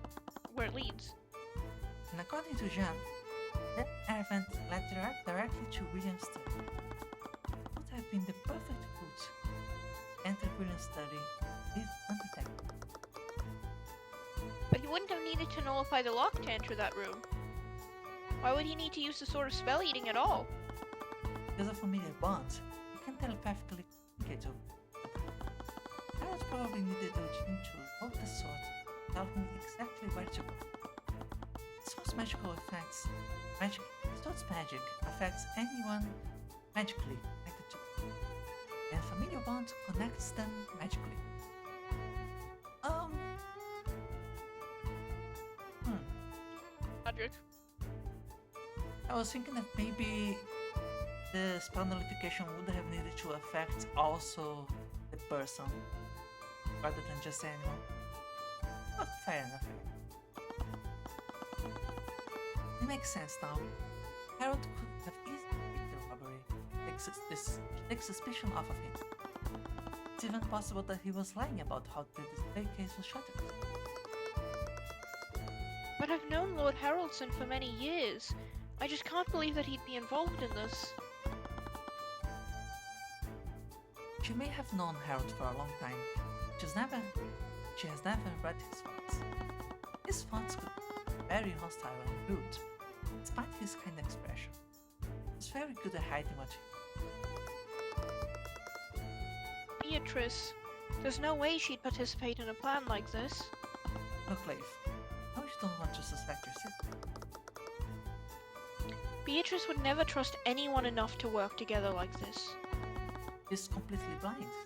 We don't have much of a choice. She's not the type of person to trust her accomplice to stay quiet. She wouldn't leave a loose end open like that. She couldn't have been more... I couldn't think of any other way she'd be involved in it. Anyways, we're finished here, aren't we? Yes, thank you for linking Tracker to it. I only want to help you find out what really happened. I know my sister is innocent. I hope once you find out the truth, you'll see that. Yes, we'll have to see. Now, if you'll excuse me. So that's it, right? We finally know who really committed the murder. We figured we could get Harold to confess on the stand. Might reveal involvement as well. Did that, it might be able to convince her and Miss Mara to take. Although, knowing Miss... that would be easier said than done. Okay, but... I have a feeling that the judge is not going to accept the testimony from the dog. Yeah, no, we can't have the dog testify, I'm afraid. Anyways, they really like... Oh, you have this movies. witness that conveniently only you can hear? Yeah. Sure, buddy. This is definitely the lead.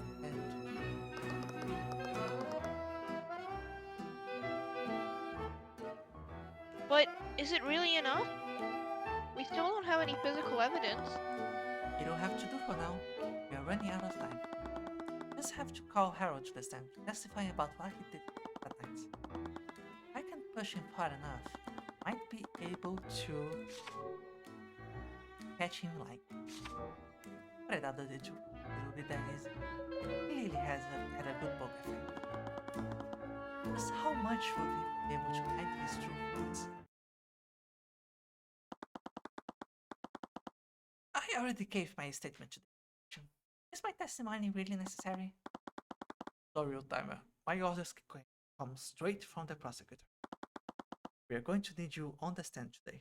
Oh, okay. Yeah, I guess we can just do that. Yeah, we're gonna do that. It's fucking crazy. I see. I will do what I can to help.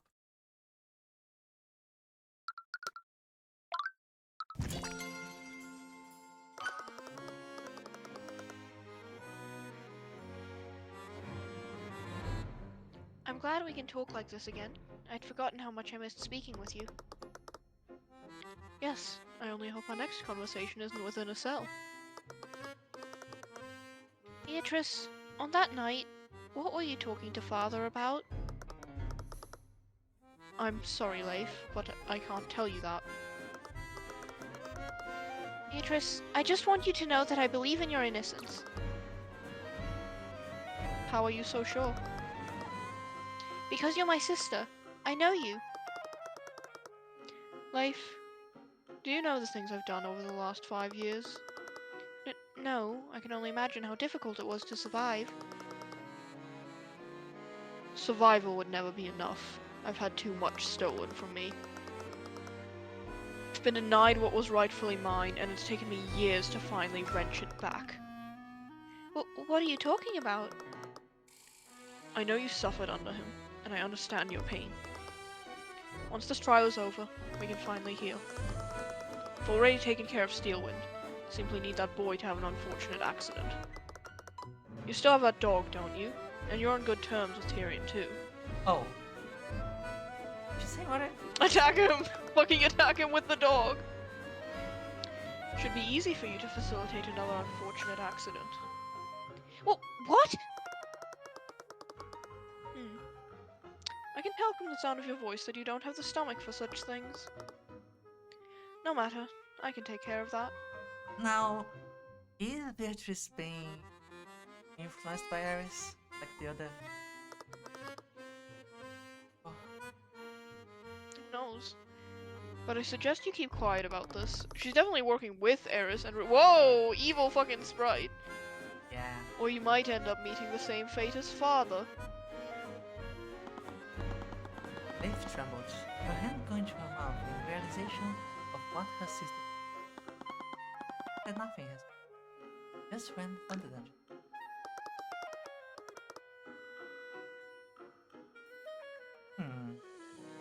Must you flaunt that ability so recklessly? You're making me angry. Fine hells, Eris, what do you want? Why wouldn't I want to see my favorite little Walker?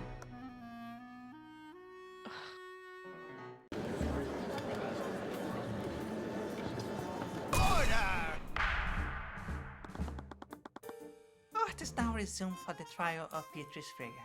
And regardless of what the game has in store for us, I think it's probably good to make a recess right now anyway. This seems like a good place to stop, even if like in a couple lines it will...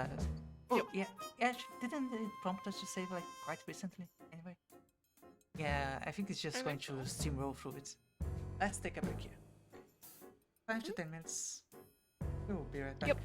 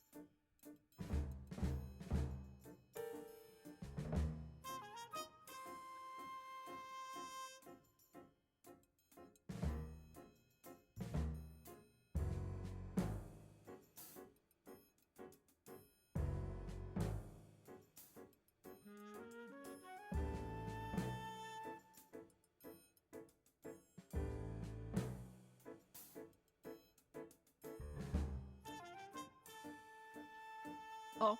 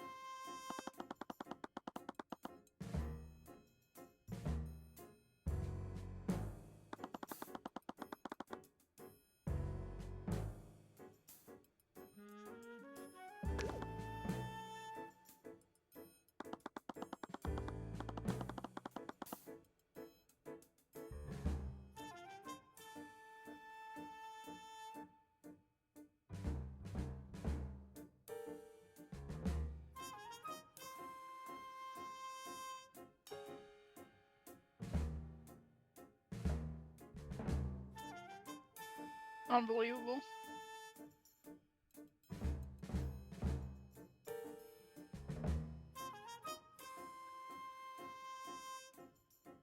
Mhm.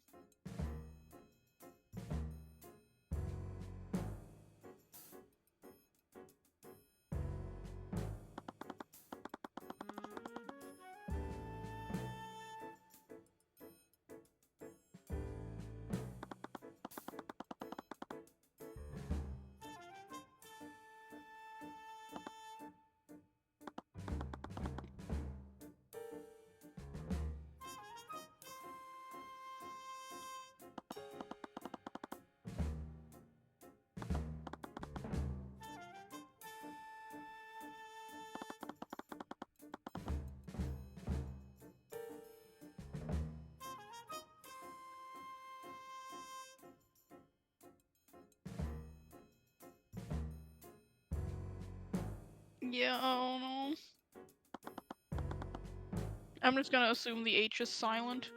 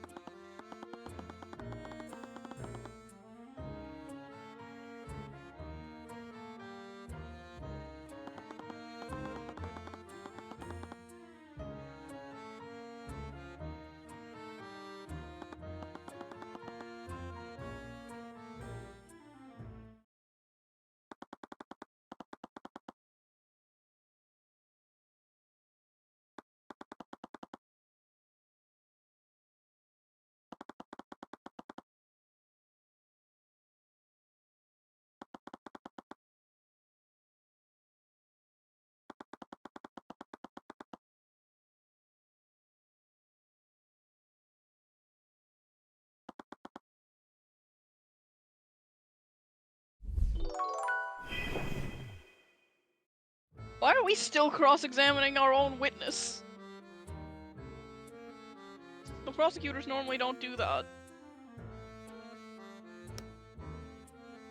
Tyrion is too defense attorney brained.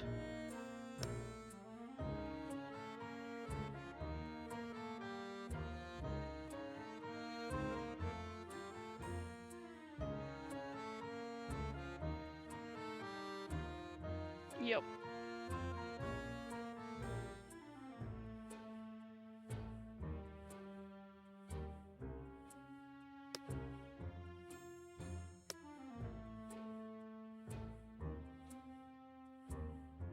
Yep.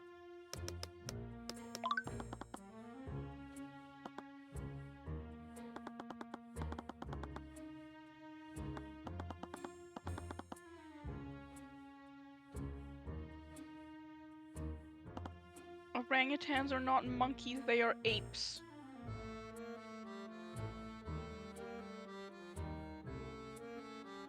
How are you gonna have an orangutan and you don't even know what it is?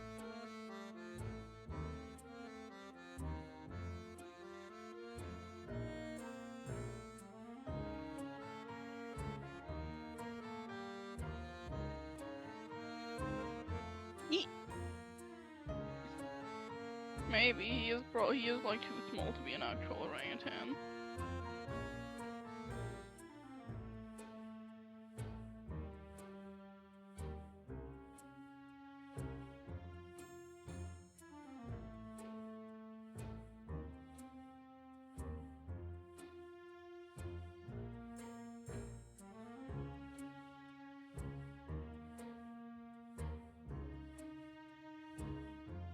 It does look more like a golden lion tamarin than an orangutan.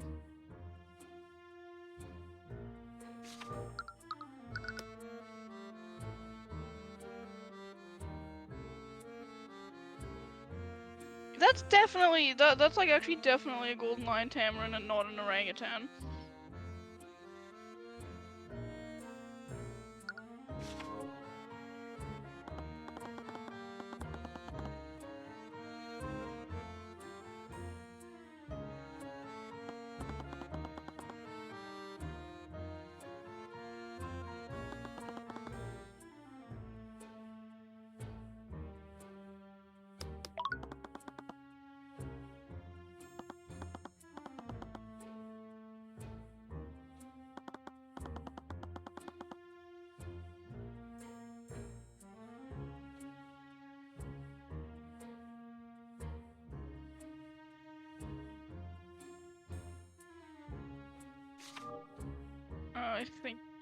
I don't think so, but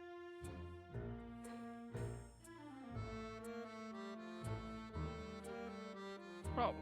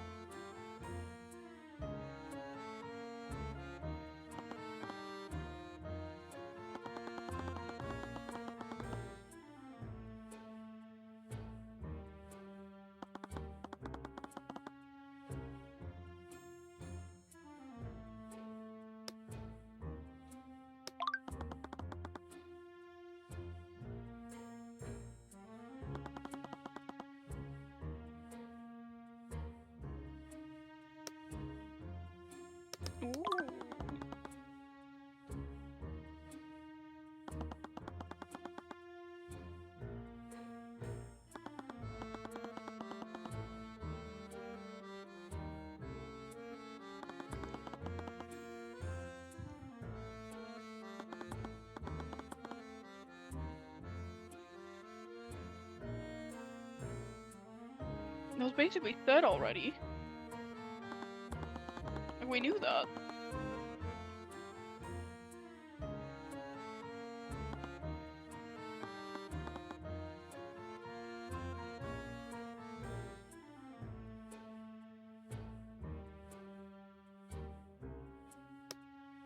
So we have to present on...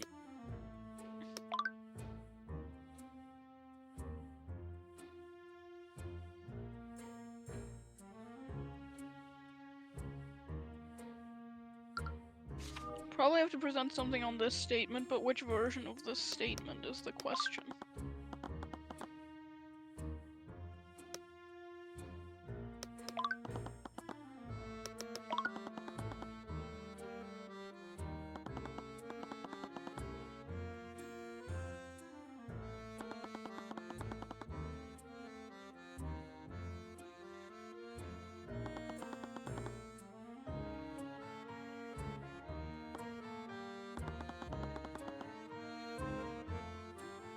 Okay, and I'm assuming we present the anti-magic field?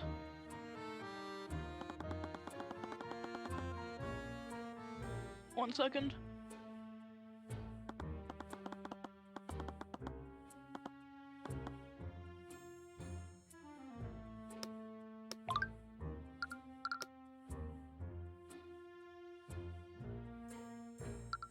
Objection!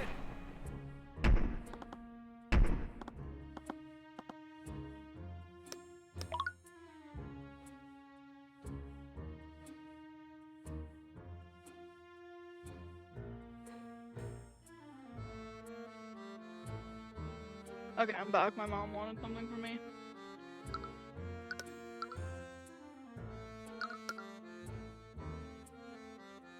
Lockdown? Dude, representing the lockdown?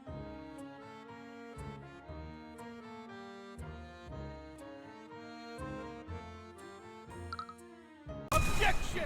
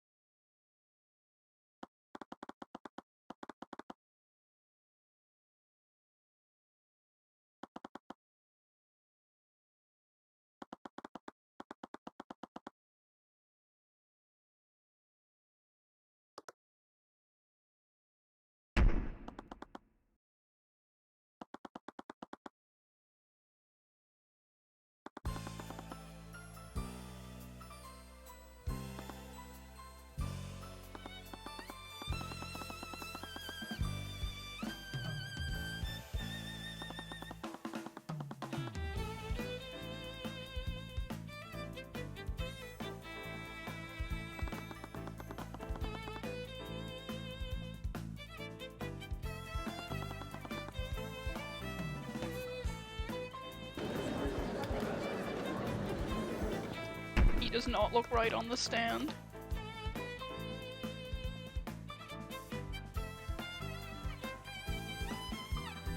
Yep.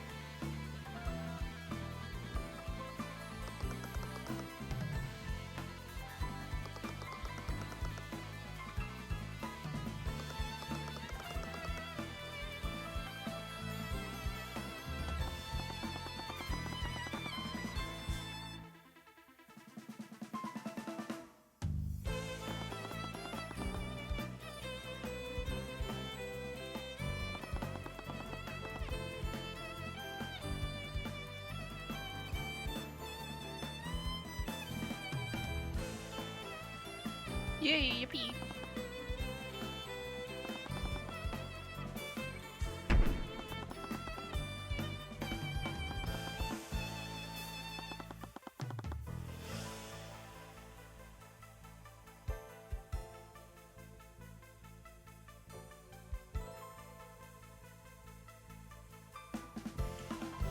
Okay, but wouldn't the bond still be nullified on Herald's End?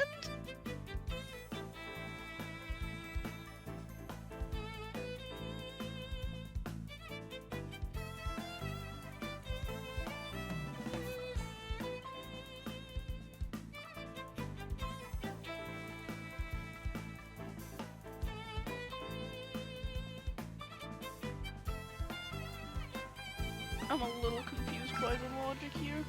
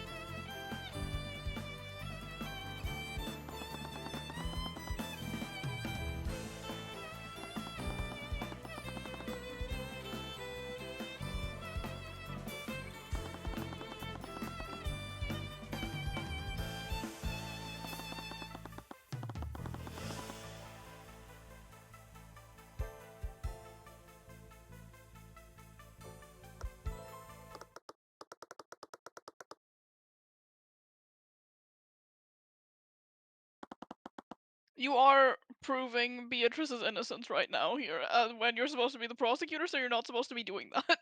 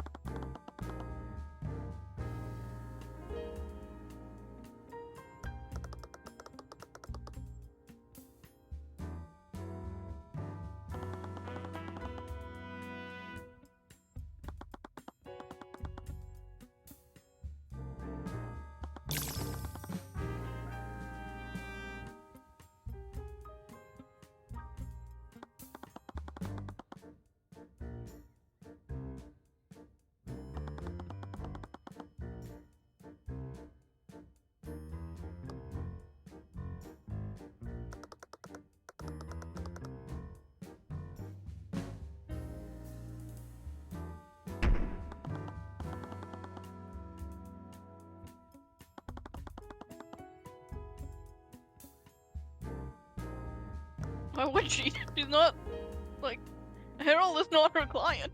That's great for her.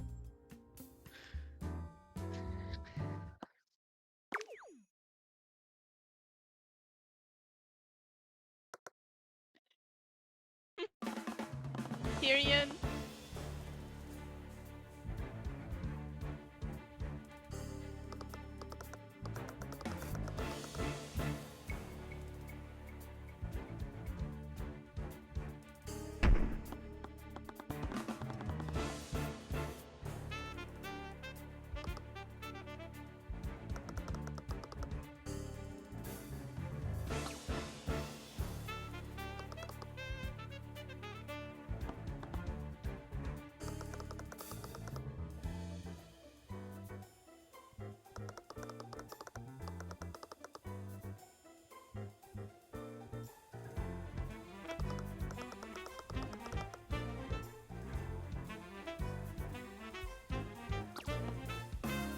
Look at my lawyer, dog. I'm going to jail.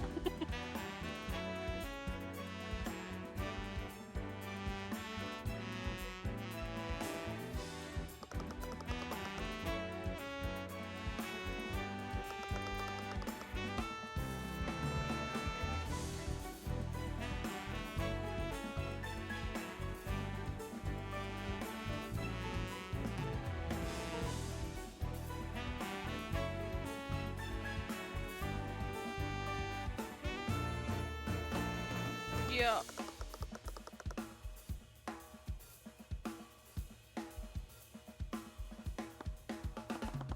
Tyrion, you do not have a case here.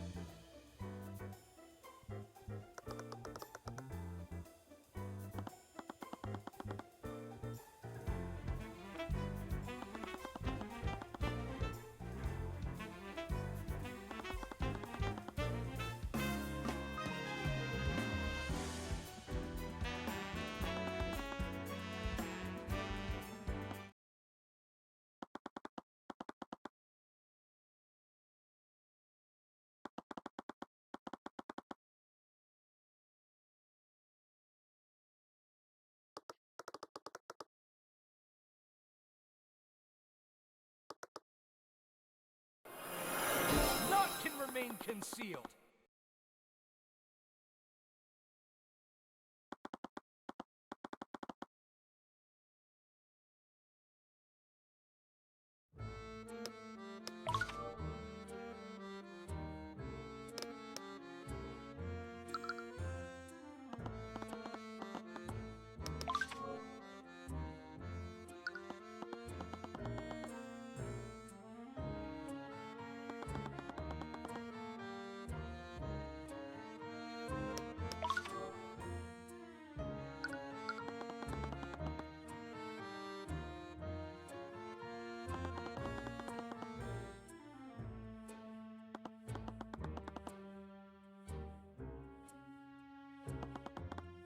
He actually wasn't talking at all, is the thing. Oh, at least there's not that much insight that we need.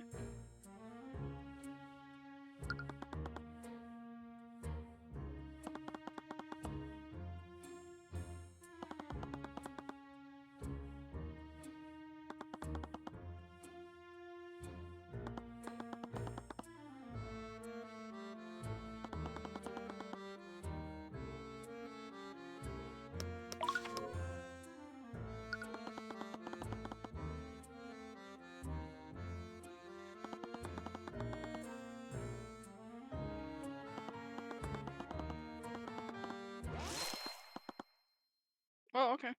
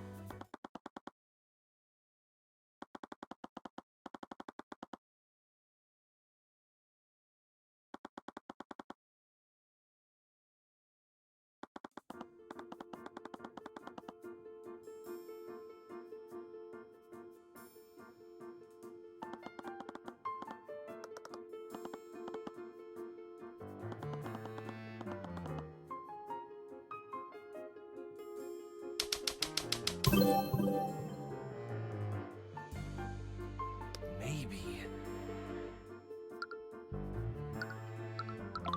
Come on.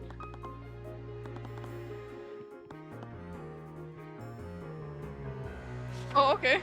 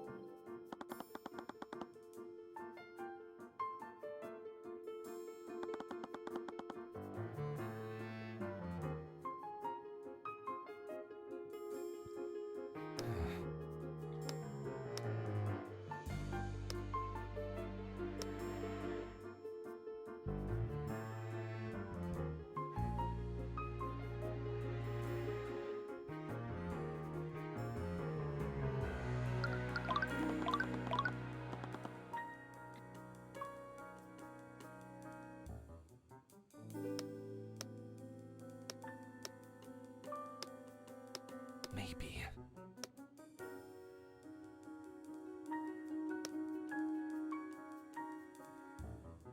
Yeah, I don't know. I'm assuming it has to be Eugene was acting fat.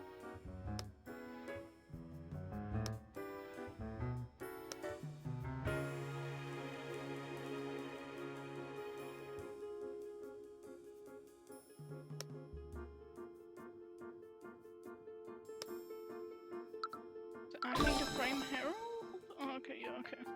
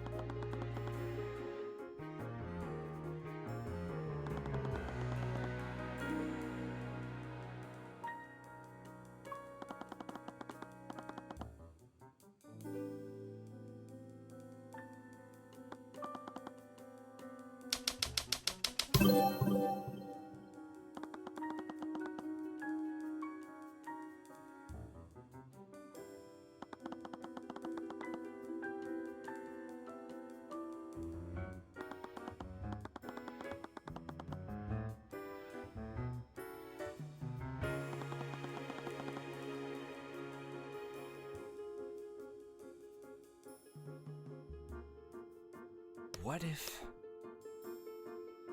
Wore the armbands of intellect. Oh my god. This is really dumb.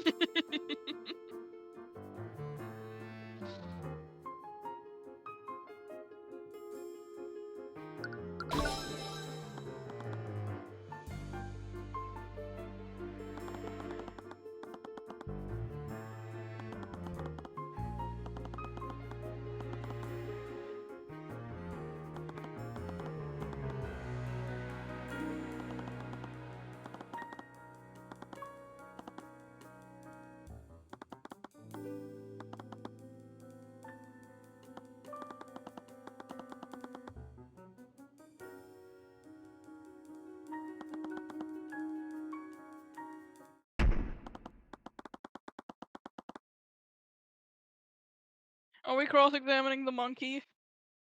The monkey that no one can talk to except for you and Harold?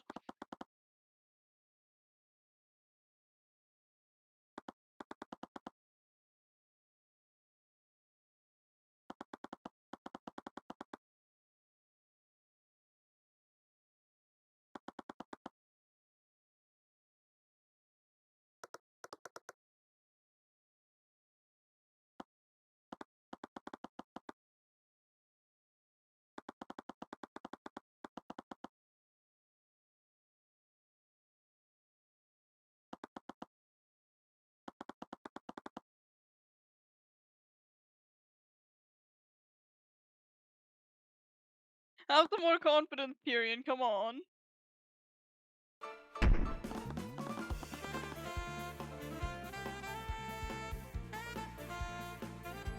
Yeah, I mean, with all the conversing with animals we've had so far, there was no way that we weren't gonna call one to the stand at some point, right? Like...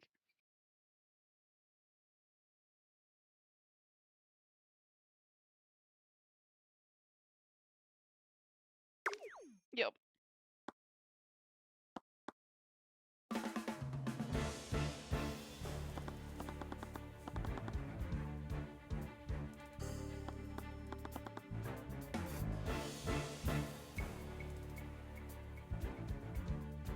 Yeah, wrong animal.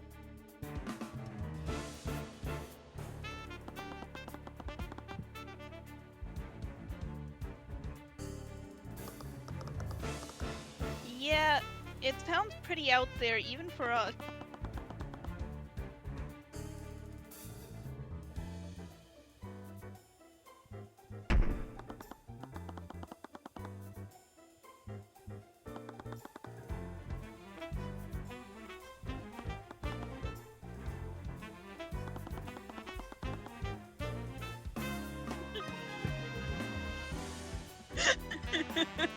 There's no rule saying that a monkey can't testify.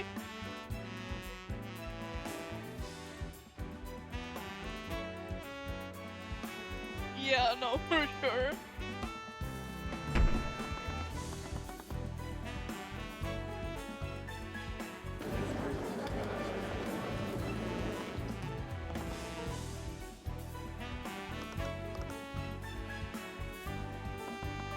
Yes.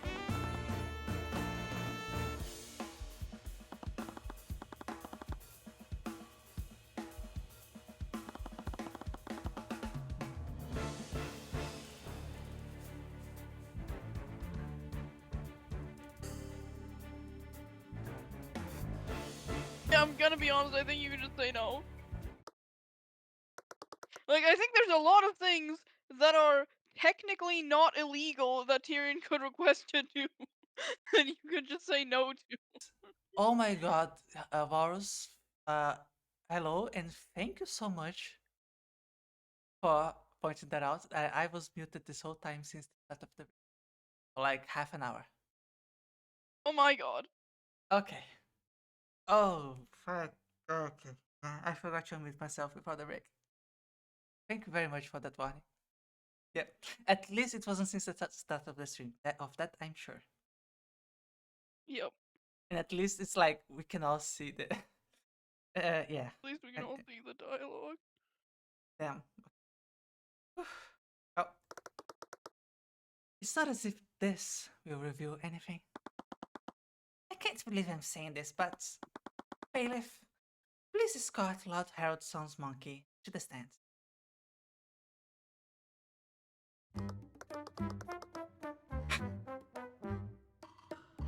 Witness. How are you doing this? We're the prosecutor. That's our job to say that. Yeah. Witness, please state your name and occupation to the court. I could do without the sarcasm, Simora. Okay, you. I think I should probably take this one. Yeah. Eugene is Eugene. Eugene Monkey. Bailiff, make sure the stenographer gets Harold's son's translations. Ah, I didn't see the armbands. Must have been at his normal intelligence. Although, how would he wear them? Is it like... Because they're probably too big. Is he wearing like a belt under his clothes? He wore the armbands as a belt. Oh my god. Perhaps he held them in his hand on the mat. They only required physical contact. Eugene, did you steal from the gallery on the night of the murder? Eugene never steal from Harold. Eugene's respect Harold. Then you'll have no problem testifying about where you went as well. Can't believe I let you convince me to permit this.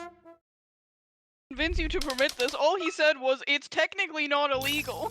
And you were like, well shit, if it's not a crime, then I have to let you do it. And it's like, I just don't think that's true. Exactly, yeah. Eugene explore a house. Eugene looked for a new place to play. Eugene also looked for spiders. Spiders yum yum. Oh, you think Eugene steal armbands of intellect? Oh, Eugene never steal from Harold. Harold friends. Eugene always Harold's friend. Ape strong together. Oh my god. Are you a monkey or an ape? Make up your mind. Yeah, very mimi. Okay. Wow, you did it, Cuthbert. You blew this case wide open. Mug. Is this really going to help us? Look, you just have to trust me on this. I trust you? That sentence sounded like it turned into a question at the end.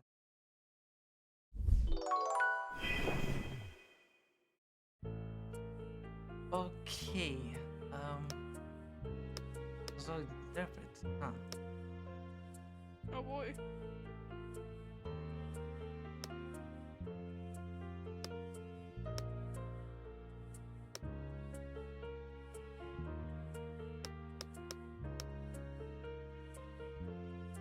We have to press here? I don't see anything contradictory.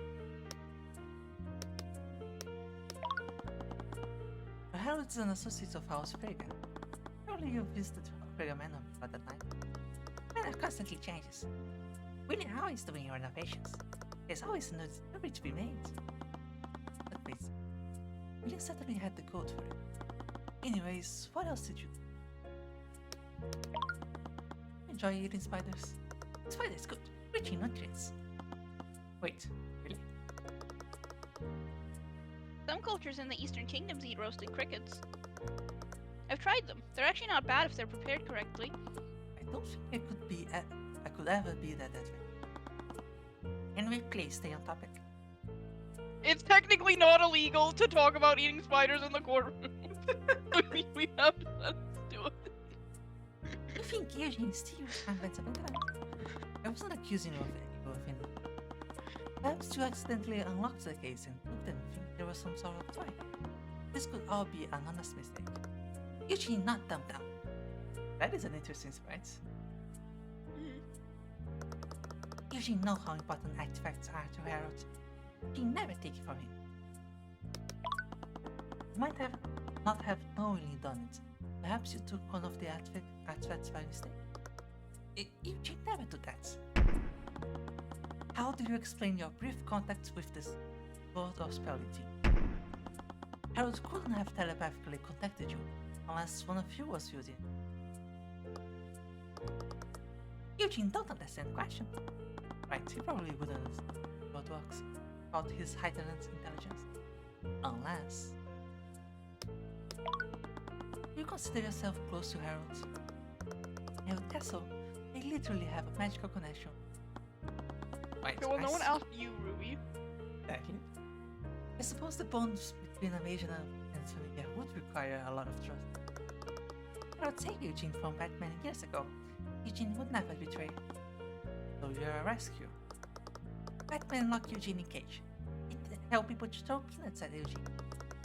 Harold take Eugene away from that place. Lock up Batman. He seemed to genuinely care for Harold. That be why he did it? He clearly feels indebted to him. That might have been his... Tyrion? I know he looks bad, but I swear there's more to this. If you say so. There had to be something in his statements. He had to have been wearing the armbands in front of them. Which thought he revealed them. Think about how trackers... Is there anything different about the way... Okay, must be...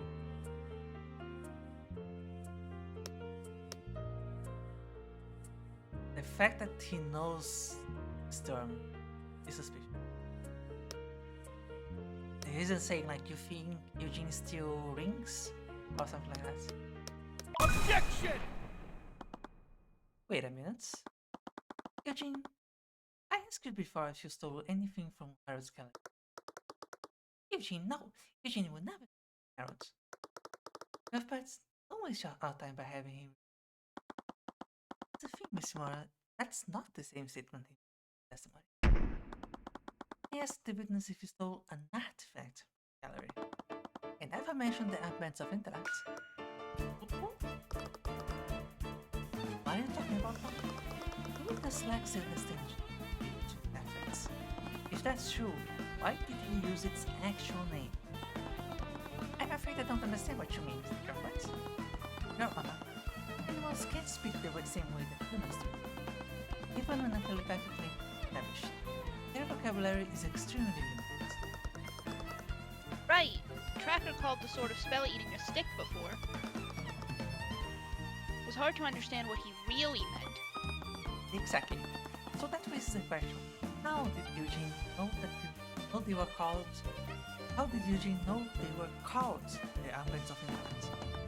Wait, how did he? Armbands were stolen during the Lost Ball and replaced with a well-made rabbit. Where are the armbands of Light Left? He had won the armbands from hands. He would have never had the opportunity to put them back. The armbands were still missing. What if...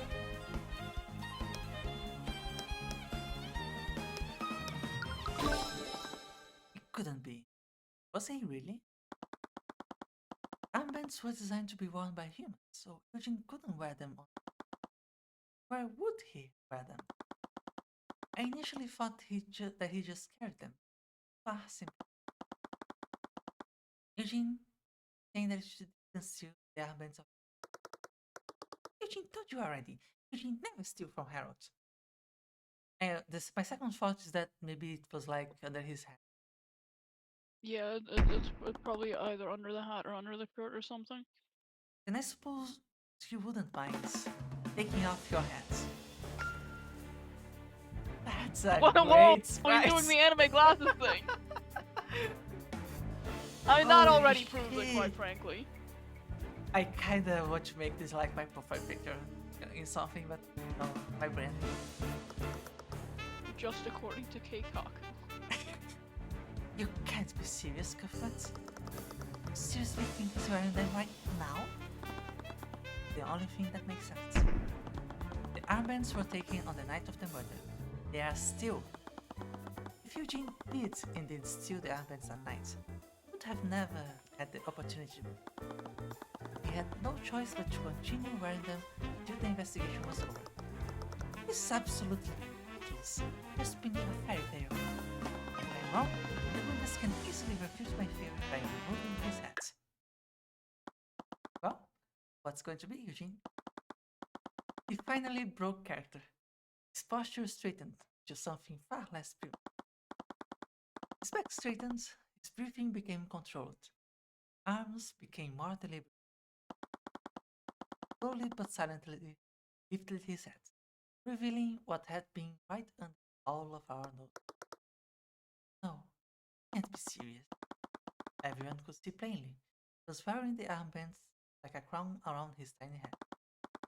Okay, can we see it? No, No? but you Okay. can see him smoking a pipe though.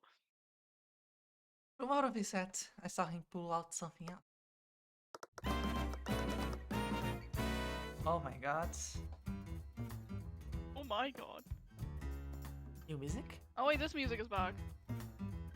Oh, I don't remember this one. Oh, now I do. We had this when we saw those like kids, well those teenagers at Tyrion's house in the yeah, Dracogen case. Yes. Well done, Mr. Cuthbert. Shouldn't have underestimated you. You. You. Yes! This is probably a blessing in disguise. Acting like a common chimp was humiliating. Objection! Objection, Your Honor. On what grounds, Mr. Moore?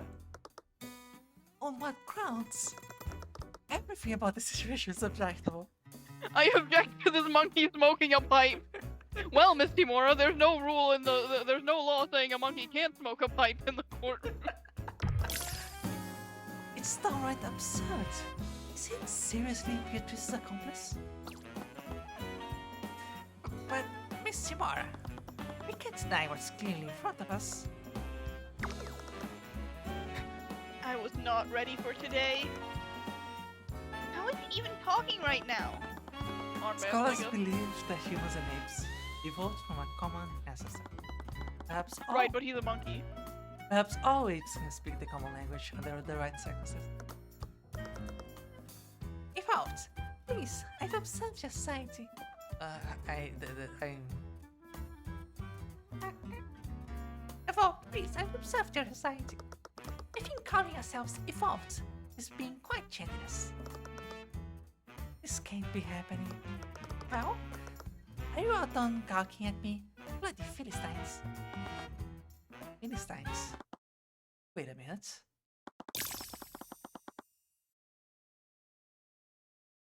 Oh my god.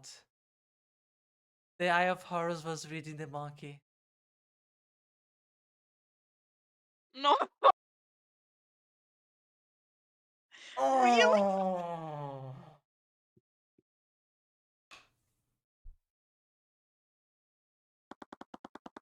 Every insulting thought that I'd been seeing from Harold, they weren't Harold's thoughts at all. They were Oh, Eugene's thoughts. He had been wearing the armband since we first met. But I still don't understand. Why would you even take the armbands in the first place? I would admit that the last bar was one of many occasions. First time I touched them was due to sheer chance. Put them on by accident? My unawakened self was enamored by its glittering sheen. I merely wanted to touch them, but when I first held them in my hands, I experienced a sense of clarity that was intoxicating. I was afraid of what I did, so I placed them back where they belonged.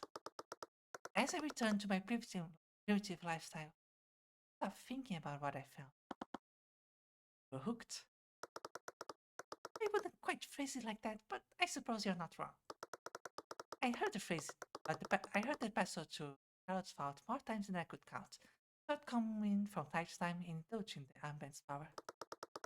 The more time I spent with my awakened intellect, the more I craved its power when I had to put them back. That's when you made them. While no one was watching, I devised a plan to discreetly take the armbands. Harold would have eventually discovered that they was, but he would have concluded that a noble from the Lord's Paul took because of the pressure that I'm not proud of what I've done, but I never expected things to reach this point.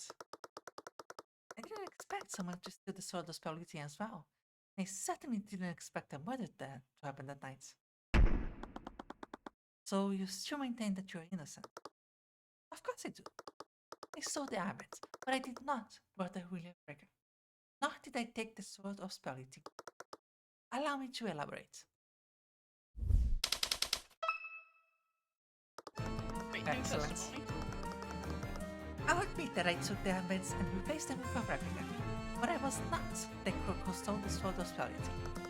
The facts were completely different from one another. The display case for the sword was completely shattered. I spotted the sword when I was exploring the manor.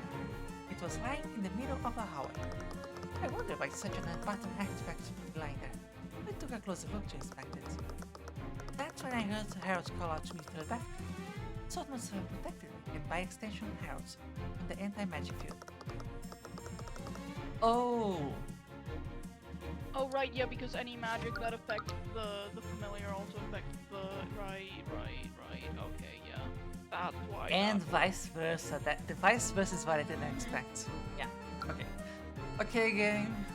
Sorry about thinking that was wrong. That makes sense. Okay. I wanted to take this sword and return it, but a wild dog chased me away from the city.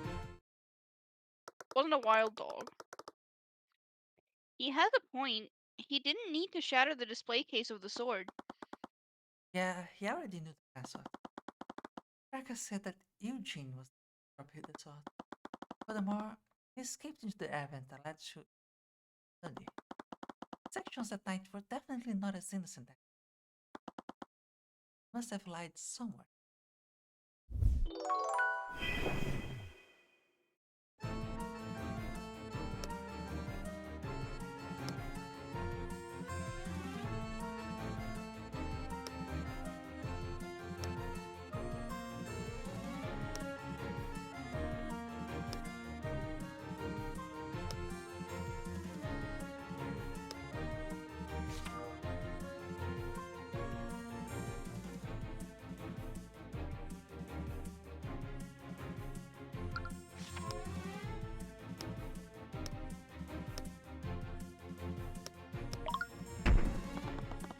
That location was Trigger's bedrooms. Don't tell me that you take me for some primitively lecture. I know what a bedroom looks like, and I've never entered one anyway, especially a young woman's.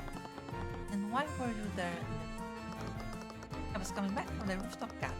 I suddenly felt something interfering, like the advanced magic. And the magic is... Yeah. I was worried that something had happened. So I made my way back to the garage, made up with Harold.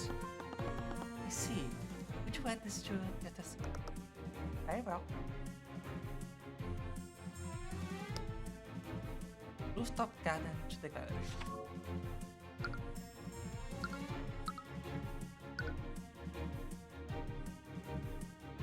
Okay.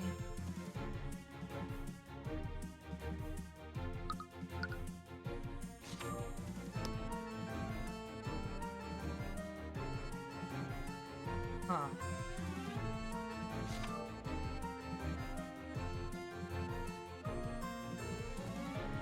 Going north of Beatrice Left. Oh. I think this contradicts your testimony. Objection! Let's go. Eugene, I'm sure you're well aware of it. I'm sure you're well aware of it. Best way to lie, find a false detail within any truth. What are you trying to insinuate, Mr. Cuthbert? You said that you were heading from the terrace to the gallery. Take any, did you? Of course not. With the armbands nullified, my intelligence was slowly fading. I wanted to return to Harold as soon as possible. Witness, I'd like for you to take a look at the floor map. At this floor map of Frigga Manor. This is the location where that wild dog found the sword of spellity. So tell me, Eugene, how did you spot sword of spellity when it was hidden in the hallway north of Beatrice? That's... Why are you nitpicking such an insignificant statement?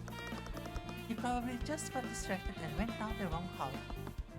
Simora, Eugene came from the rooftop garden, and he was adamant that he went directly to the garden to reunite with Harold. Even if his intellect was muddled, he was intent on reuniting with his worried companion. He definitely took the direction of thought. But if he did, he would never have been able to see into that hallway. I see your point, Mr. Cuthbert, but what does that mean? What does this mean? It means that the witness lied about where he was before he discovered this sword of spellity. He wasn't coming from the rooftop garden. He came from the air vents in that specific hallway. So why were you in that hallway, Eugene? You lied in your testimony. Was it because you wanted to hide what you were really doing, right? Eugene, you snuck through the air vents to avoid detection. Then, you used the air vents in that hallway to break into Witness' study. After that, you ordered him using his letter opener.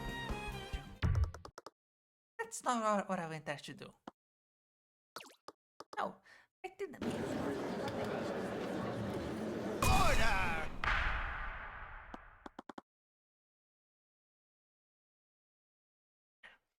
Order! Order in the court.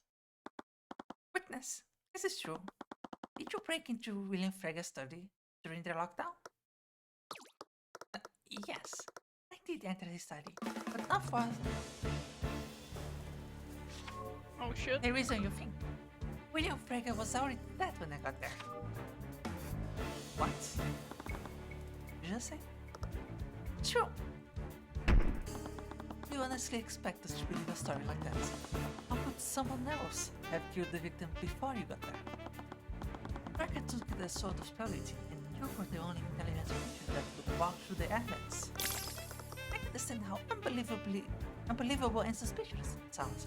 Why do you think I lied to you in the first place? Well, it's the truth, Mr. Cuthbert. You have to believe me. Didn't see any contradiction.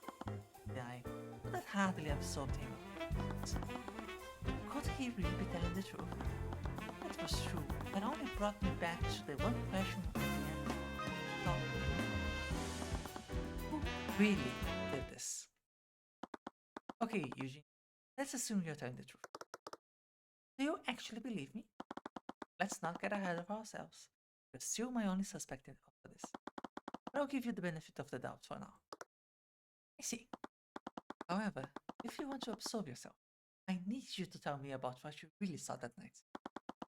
Might be something, anything, might point to who really. Very well, I'll tell you what I saw.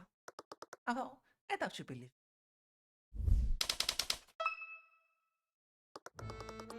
Discreetly made my way to that hallway, one of the fire vents. I exited the fire vents in that hallway and tried to leap to the other side. Not sure if it was my waning intelligence or my carelessness, but I collided with something that I couldn't see. I fell to the ground and found the sword of spellity next to me. I wanted to retrieve the sword, but that wild dog forced me to retreat. After that, I continued to make my way to the study. And that's when I found William Frega, was dead on the floor and lying in a pool of blood. And as if I were blessed by the Scale Lord himself, found the real dead he'd been drafting, so I destroyed it. Okay, why though? Yeah. Frankly, Mr. Harrelson, I find that story very difficult to believe. I assumed as much, but you know what they say. Truth is stranger than fiction. Isn't it more likely that you did the victim? You're clearly trying to cover up what you did by saying that he already did that. Honestly, I really don't know what to think. Did you think that the witnesses who are actually honest show up only when we are the prosecutor? Come on, bro. Make it a That's bit crazy. harder. Was he really telling the truth?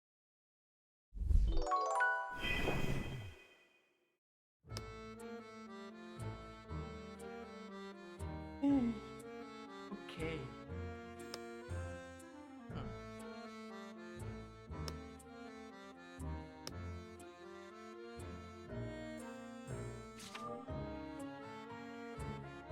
Flying rat come out after the island.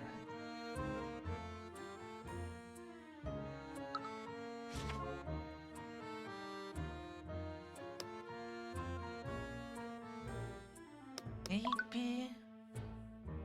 Objection! Nope.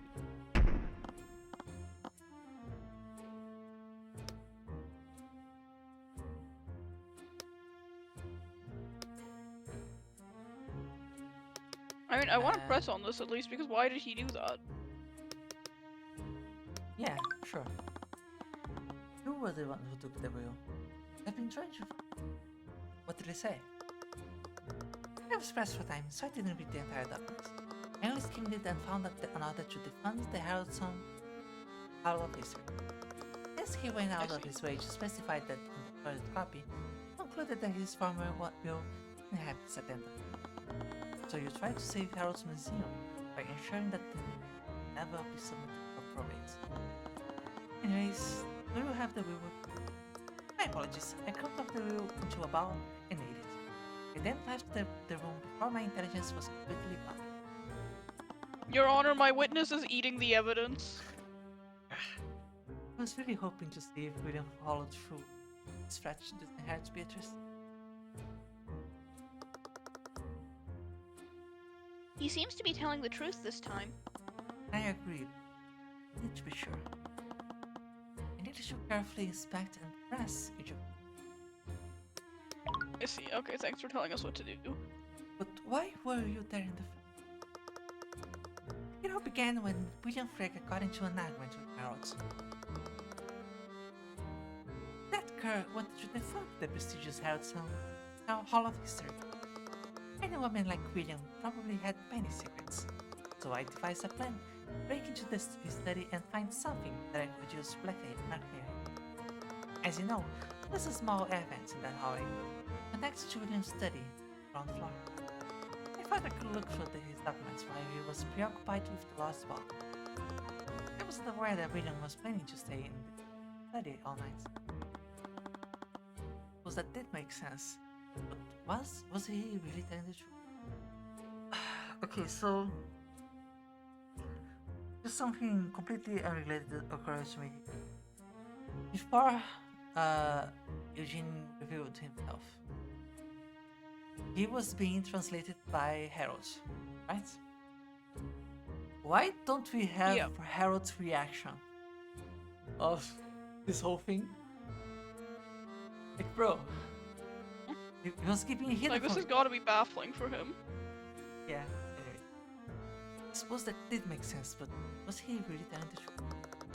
What happens when you're trying to leap to the other event, Eugene? I thought monkeys were extremely dexterous. They're just clumsy. I have impeccable dexterity.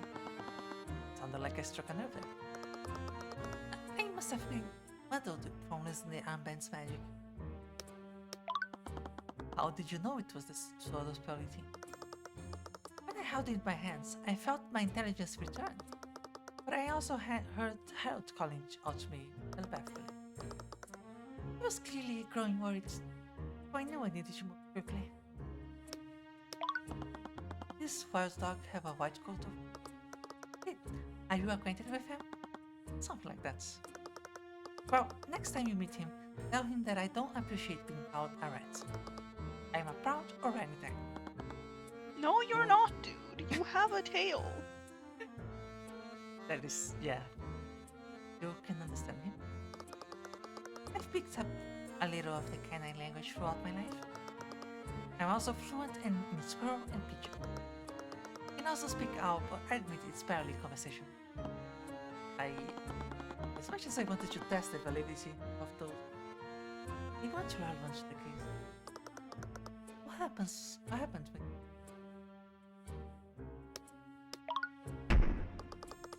It seems awfully convenient that he was murdered before you arrived. I know how it may seem, but I'm telling you the truth. Do you have any explanation for how the assailants broke into the study of the sword? I unfortunately do not. Please, it's obvious your statement doesn't match up with the evidence. Whoever did this either entered through the vents or they used the sword to nullify the lock. In your own testimony, they said the sword was abandoned and hollow. Didn't match up with what I had thought happened. But did it really contradict the evidence I had? Anyways, it's starting to grind my nerves. The amount of times that they say anyways. What did you do when you discovered the body? I knew it was only a matter of time before someone discovered the body. I quickly searched the room for something I could use. Oh? Hard to believe, but I couldn't see any direct. Okay, so they were sort of pressing everything. Yep. I didn't think pressing him anymore would get me anywhere. Eugene did indeed do this. The next course of action, although that still didn't explain how Beatrice. I remember something that Dragon had said to me.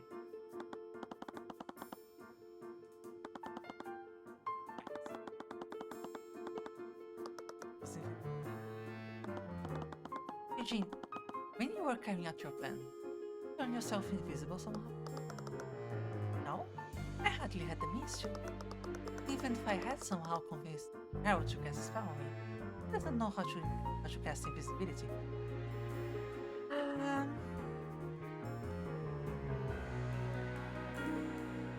Is there a fucking mirror in the middle of the hallway?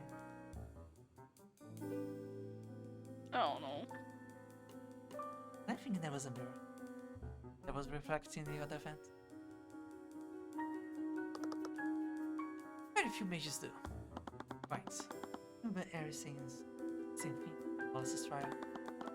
Only a master of illusion. That's how I first thought Beatrice was involved. If Eugene was truly innocent, she turned someone else invisible? But once again, let's just right back where I started. No, imprudence. Eugene's testimony filled in the blank that had been. I fell to the ground and found the sword of spellity next to me. How did you know it was the sword of spellity? When I held it in my hands, I felt my intelligence return. I then cross-referenced that with Recker's.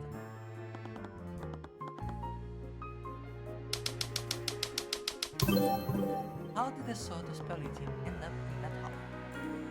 But where does that lead us?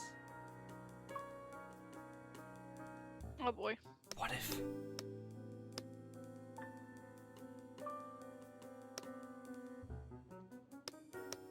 Huh?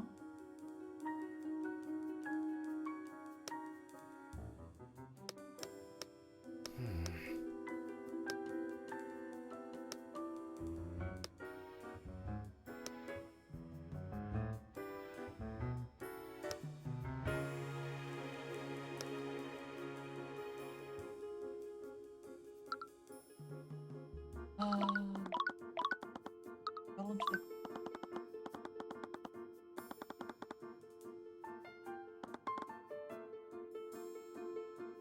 I guess the thief dropped the sword in the hallway? Yes? The thief dropped the sword in that hallway. But how did that make sense? They hide the sword there as I originally thought? No. The hallway was close to the gallery. There were plenty of better places to be. It weren't for Tracker taking it. It would have been found even sooner. Must have accidentally dropped the sword. That could only mean one thing. Why was the thief in that hallway.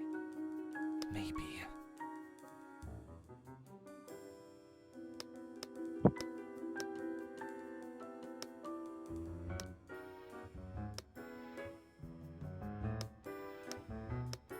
Maybe.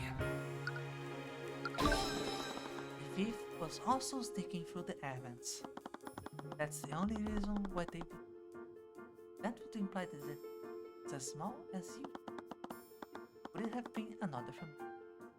If so, why didn't Eugene notice them? They're invisible.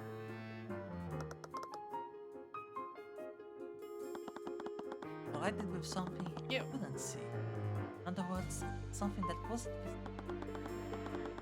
As a master of illusion magic, Beatrice was one of the people at the ball that could cast him. Yeah, but you couldn't fit in the vents. Yeah. Had I been approaching this correctly the entire time? Obviously. Through the eye, I knew that Beatrice would help somehow. But I just assumed that she had plotted this nose. Breaking off the glass and the casting of his. These were elements that I knew. These were the elements that I knew that she was involved with. I think there is one that's too much to me, but it never really fit together. Not unless she was the one pulling. There was only one way. Entire time. You're familiar? Oh, huh? Huh? Is it that? Can't be. Have we presented the rats for anything yet, to be fair? I don't Damn. underestimate spaces for nights. Everyone has to perform something like this. Was one too. Oh, we're just talking about the familiar bond again. Oh! The caster can also choose to see through the target's eyes as long as they concentrate. Of course! It's the most. Okay. This should be commonplace enough among a magic society that a magic person would have a familiar that they can see through. That they Yep. would ask, okay, where is your familiar? You know? That kind of thing. Yep. A couple of memories came back at that moment. Okay, suppose it is quite rare. Fair, okay, fair enough. Why isn't it more common though? Like, it seems like it would all be obvious that you teach that to blind mages so that they get a familiar. Yeah. But I mean, it's also a kingdom that hides information about their enemies, so. Yeah. Okay. Instead of taking my hand, left her hands. Look at it. Oh. Yeah, what? I didn't know that she was blind back then. Barely even noticed. How did she know that I was holding out my hand? Huh? Huh? Isn't the entire point that she didn't? What are we doing here? Is he saying that clapping their hands was a reasonable response to somebody offering their hands for a shake? Well, do you have any other questions for me? I were wrong about this. Beatrice would surely be acquitted. After that, the Inquisition would turn its Harold and Eugene. But there was only one way to know.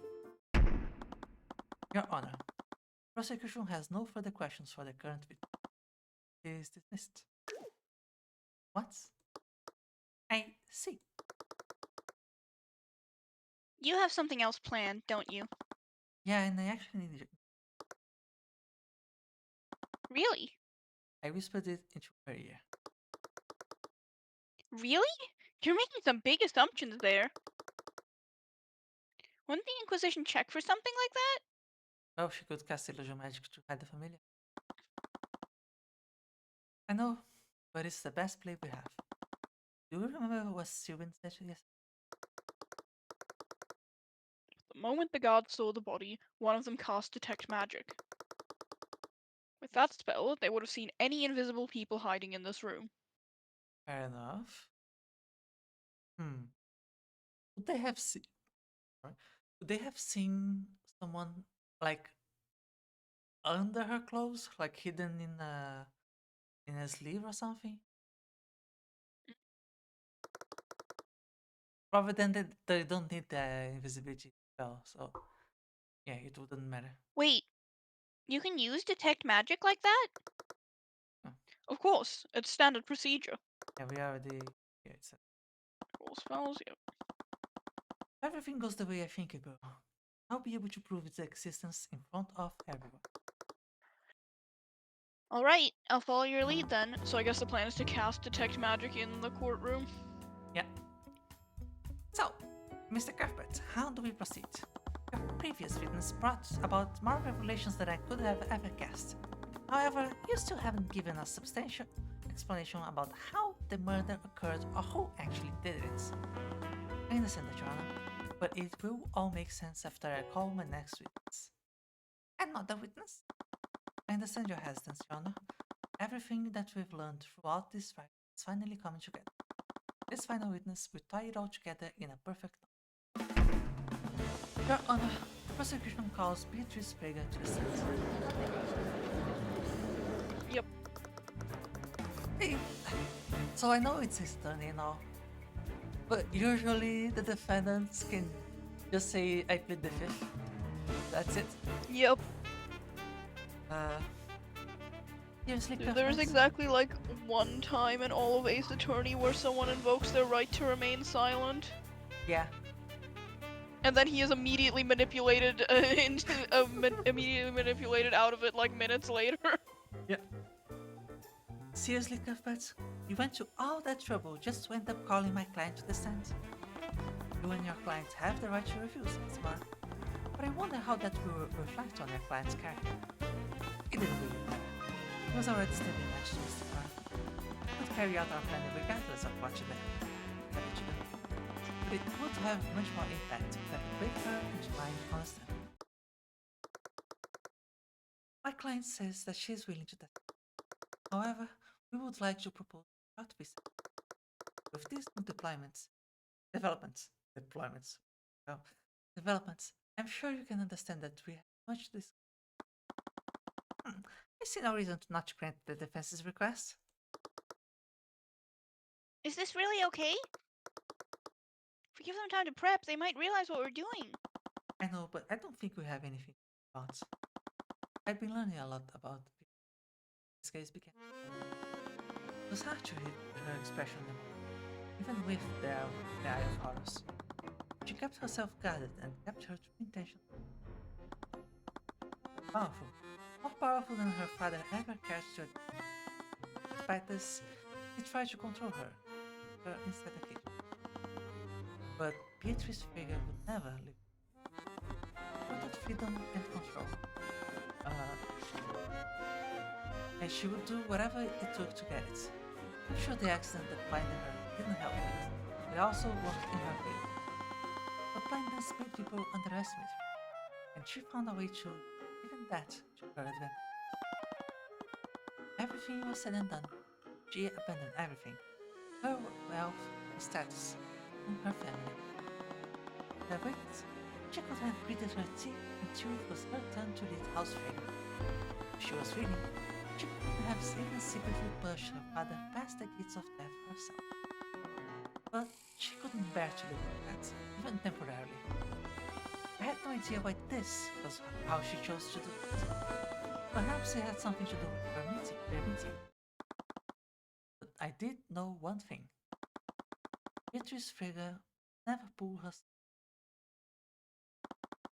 If I faced her dead head on, she would respond in kind. In the interest of giving the defense time to deliberate, we will be taking an extended recess. Court is now adjourned. Oh, my voice is a little short. As I was exiting the courtroom, I sent Celeste to do some reconnaissance. It should be similar to when she and Valentina was his trial. Tyrion. Celeste, were you able to see it? Yeah, it's definitely there, and it sits on her shoulder most of the time. Oh, there we go. So she keeps it close to her. That's good to know. Weird though. Never used detect magic like this before. I find it funny that the game is trying to keep what they are finding secrets, even if it's like completely obvious. Well, I doubted that someone like her would choose a conventional animal, especially for something as important as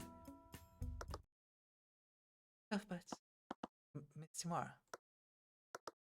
There's something I need to show you. Preferably alone. Les gave me a concerned look, but I nodded to show her it's okay. She moved to sit on the bench, kept a careful watch. Okay, lead the way. Okay, Oh boy. well, I think that might actually be a decent enough time to stop. It is kind of a good stopping point, yeah, even if it's early. Yeah. It looks like this might still go on for quite a bit. Yeah, and I think I kind of pushed my voice a little bit. A lot of sequential voices. Yeah, voicing everyone in the trial. Okay. Yeah, that was it. I don't think I have else to say. For this. And let me see. Yeah, let's. I'm gonna rate Samet the Dark. He's probably not ending the stream not too long. And not how am I? He's probably ending the stream soonish. But it should probably still be there for a while. He's playing like some crosswords. It's probably some cryptic crosswords. And, yeah, lovely guy. We'll be back. Is it Wednesday? Are we good for this Wednesday? Yeah, Or no, I Thursday? should be free again this week, so yep. Okay, cool. And I'm not sure yet what I will do on Tuesday. It probably will be like something kind of one-off. We'll have to see.